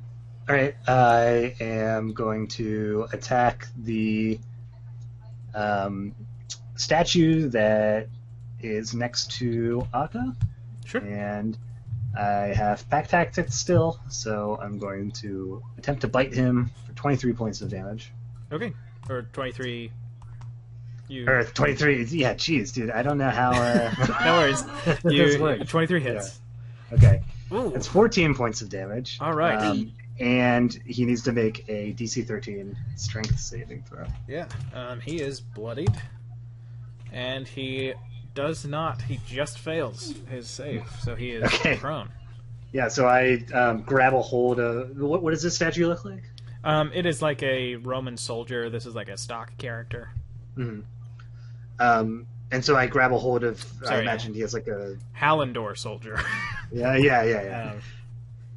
He has a sword in his hand, Yes. I imagine. So I grab a hold of the stone sword in my maul, and I lift him up and slam him onto the ground with, Oh, nice. with his sword. Okay. Yeah. Cool. And that is my turn. Okay. Merahim, your turn. I feel like Merihim would know the danger of like a wizard, like a mage on the field, and he might think that it would stop the statues. So he's going to use his action to have the hand go and reach for the mage. So it's gonna go to right to this position. I can't really see right here, so between these two, and try to grab the mage. That's going to be a strength check. Okay. Failure. Okay, that's going to be 2d6. So 10 bludgeoning damage, and they are restrained. Yeah, you grab him, and it squeezes so tight that you hear a... And the mage... Is there a pop? No, but there are a bunch of bones breaking, and from, like, Ooh. between the knuckles of your stone hand, there's a little bit of blood. Okay. And so, yeah, and none of the statues are affected otherwise? Nope, they still seem to be moving. Okay, yeah, I guess I'm gonna use my movement then to... It's 30 feet. Don't leave me. I got concentration to maintain. What do you have concentration on? The hand. Oh, yeah. Yeah, I'll can't run there. So can I make it there? Okay, or would I need to go to this No, square? you can make it here. Okay, yeah, I'm just gonna run there. Sure. Oh. Oh yeah, you got to change. Is that your turn? Yeah. Okay. As soon as you get there and turn to look like up this way, you see a stone arrow come from this side and pierce this statue, and the statue just crumbles on its mound just as it was beginning to move off of the pedestal that it was standing on. Yeah, I had a feeling that. This guy? Wait, this guy helped us? When you look over, that statue is in a different pose. Oh, but he took out an enemy statue. Or was he aiming at me? I guess we'll find out. Next up, it is the statue's turn. Statue round. 2, 3, 4. 1, 2, 3, 4. Wow. 1, 2, 3, 4. The one that you knocked prone is going to stand up. And there will be... He walks right there. He walks right there. There's going to be 2 attacks on each of the big boys. Okay. First one on you, Akka, is a 14. Miss. Second one's a 21. Hit. Okay. You take 7 points of slashing damage. Ooh. Attack on you, Wolfus. First one's a 16. Hits. Second one's a 6. This is... You take 8 points of slashing damage. Okay. And... that shouldn't have been an advantage, so I lose my... Bark skin. Okay. That is statue round. Next up, Akka. Alright, I'm gonna use my first attack with my cestus on this crumbling statue that was prone before. Okay. 10, I assume, does not hit. 10 does not hit. And I'll try and hit it with the next one. 13. Does not hit. Oof. Is that your turn? I'll use my bonus action to make an unarmed strike against it. Okay. And does not 12. hit. Just there's no reason for me to roll above a 6. Yeah, sorry. Okay. And,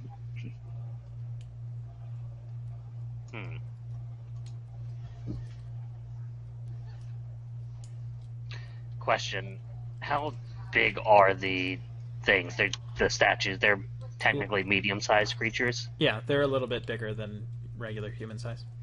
Can I like move like over them? Like if it's like hindered terrain or whatever? I don't think so. Okay. I'll stay where I am and end my turn. Okay. So in past editions, I don't know how it works in 5e, but you could do like an acrobatics check or something to get through a threatened space. Yeah, I mean, I wasn't really planning to do that. I was like more like trying to step over. Akka kind of like jumps over them. Yeah. Yeah, like bounds over like a big step kind of thing. Yeah. Okay. But is that your turn? Sorry. Yeah, that's my turn. Okay. Marcus, it is your turn as a wolf, and you notice that 2 of the statues begin to turn and walk away from you, like they are going into the palace. To shorten this fight, so please do not take attacks of opportunity, because... yeah, okay. And you got 2 in front of you. Okay. The one... well, actually, I'm going to ready an action to wait until they go. Okay. And I'm just going to bite when they go. Sure. Or move away. So. Yeah. Those 2 statues, I'm making a note of it. They will be appearing in the Lion's next session. It's just, it is 9:23. I have groceries to bring in here in a second, so... there we go. After Marcus, it is Merihim. No, it's not. Isn't it Althea? Oh, it's Althea. Sorry, yeah, 15. My Wait, bad. I thought Sword Guy was before Oh, me. it is Sword Guy's turn. Sword Guy's going to attack you. 10 and 12. I don't believe either of those hits. Yep, both those miss. I'm gonna scoochies, swinging his melee range, and I'm going to probably shouldn't do this, but I'm gonna cast Thunderstep one more again. So all three of them need to make a Dex saving throw. Sure. And Sword Boy is the only one who failed. Both of the statues succeeded. They're awfully dexterous for things made of stone. They're just getting lucky. I'm trying to see where I would have. Okay. Okay. Yeah, I'm gonna teleport. Sure. And I'm gonna be like right here, and then I'm gonna step around this stone. Yeah, can you roll the damage? Yeah, those 3d10s are. Oh dang. Okay. The Sword Boy is bloodied and looks really bad. This statue looks really bad, and this one is bloodied.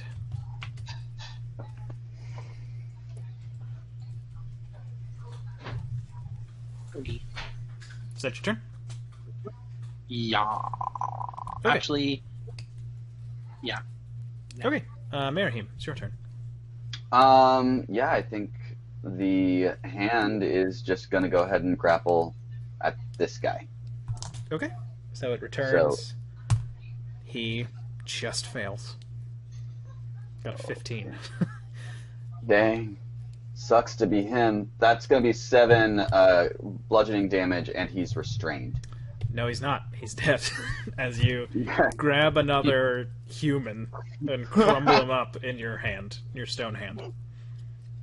And I guess I think at that point, Miriam's just gonna like kind of like look at that, see they've got this handled, and just kind of be like, I don't know who this guy's shooting at, so I'm gonna just move into cover. Yeah. And when you do, at about right when you stop, you do see that statue now pull from within the folds of his robe. So something that you didn't think would be sculpted. He moves his robe and has a quiver of arrows at his hip, takes one of the stone arrows, puts it in his bow, notches it, fires off, and wrecks this statue. Interesting. And then he stops and is in a pose again, like a statue. And then it is statue turn. 1, 2, 3, 4, 4. These two are going to attack you. So Marcus, go ahead and attack. Which one are you attacking? Well, I want to go after it. Sure. I guess it's bloodied, so... Then the bloodied one is going to attack Akka. It got a natural 20. Okay. Okay, you take 15 points of slashing damage. And then the other one is going to attack you, Marcus. Okay. That is only a 5. Great. Misses. Okay. And I will attack the one that is not bloodied. Okay. And that's 17 to hit. Sure, that hits. I guess it's at advantage. 17 to hit. And then he'll need to make a 13 DC strength save, and I do 11 points of piercing damage. Sure. He is bloodied, and he did not make his save, so he is prone. Okay. And then it is Akka's turn. Okay. I'm going to attack the bloody one that is more in front of me. Yeah. You should have advantage on the other one, though, right? You would have advantage on the other one. Okay. And I'll make my second attack onto the other one. Sure. There we go. 22 Finally. Okay. I'll, damage on that, plus enlarge. So it's 9 bludgeoning and 2 lightning damage onto that one. Okay. I swing and realize that I'm gonna miss this one statue, and so I just follow it through and slam into the one on the ground. Yeah, Nice. tight. He is not And- looking good. Neither of them look like they can take much more abuse. Yeah, I'm gonna use my bonus action to do a martial arts attack on the prone one. Okay. Natural 20. Nice. Hell yeah. So that is 1 second enlarged bonus. That's a shame. 2 plus 15, 17 damage on it. Okay. So yeah. after I see that, I just rear my giant knee up close to my chest and just curb stomp it. And you like Against the, shatter the whole against- thing. Yeah, against the thing. So it's literally like American History X curb stomp its head. Oh my god. Ooh. Yeah, it's just powder at this point. Okay. And I will use my movement to jostle get to here and end my turn. Okay. Next up, it is Althea's go. Alright, I'm gonna go 5, 10, 15, 20. So that's difficult terrain. So That is, okay. that would be 5, So it's 10, gonna be 5. 20, 30, and you would end right there. 30 right there. Would I have line of sight? Yeah, he would have cover though, so partial cover. So you would have disadvantage on an attack, or he would have advantage on a saving throw. Oh, isn't partial cover just +2 to AC? Yeah, Yeah. that's what it is.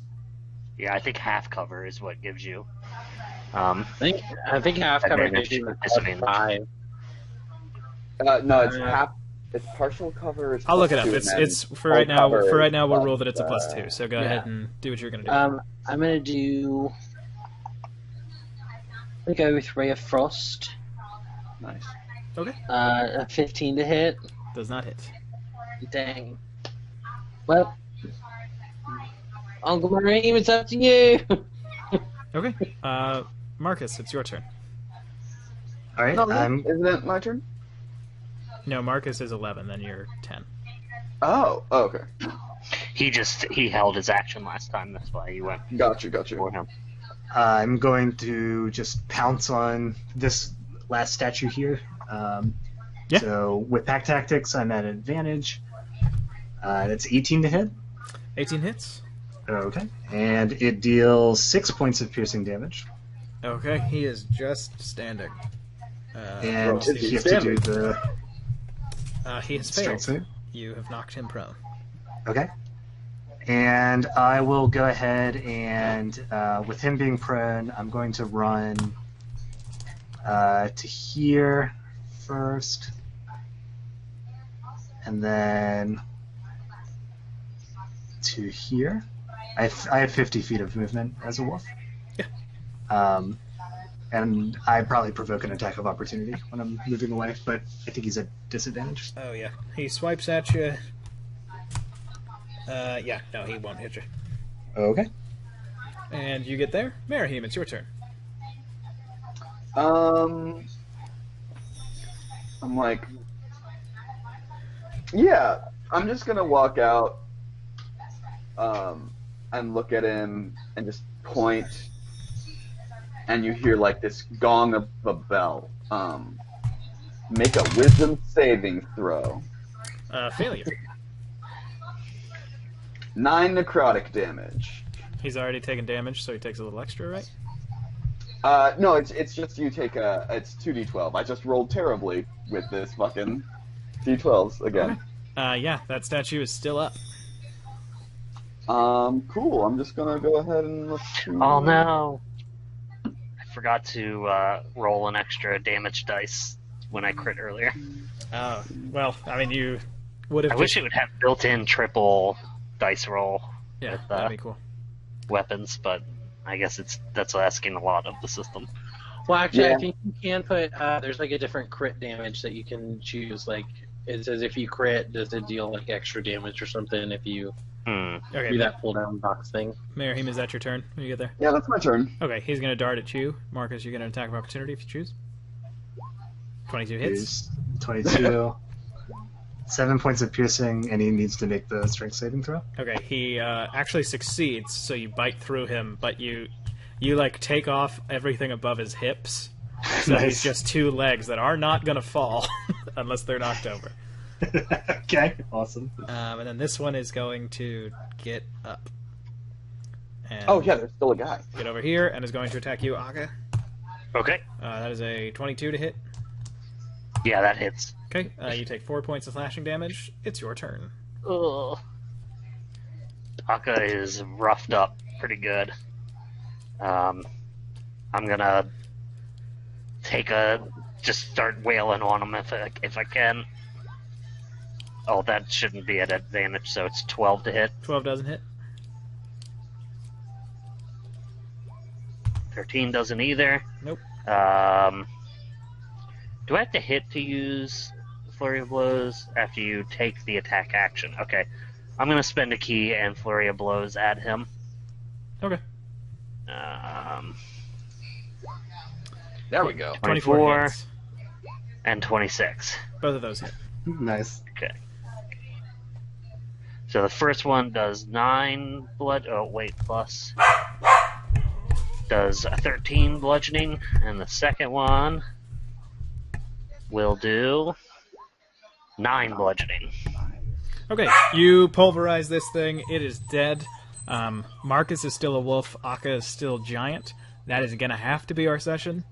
My mom just got home with groceries. I need to go help. It is 9:30. Thank you all so much for watching. Thank you all for playing. And we will be back on Wednesday with another game from The Thorns at 6 o'clock Eastern Standard Time. Thanks a lot, everybody.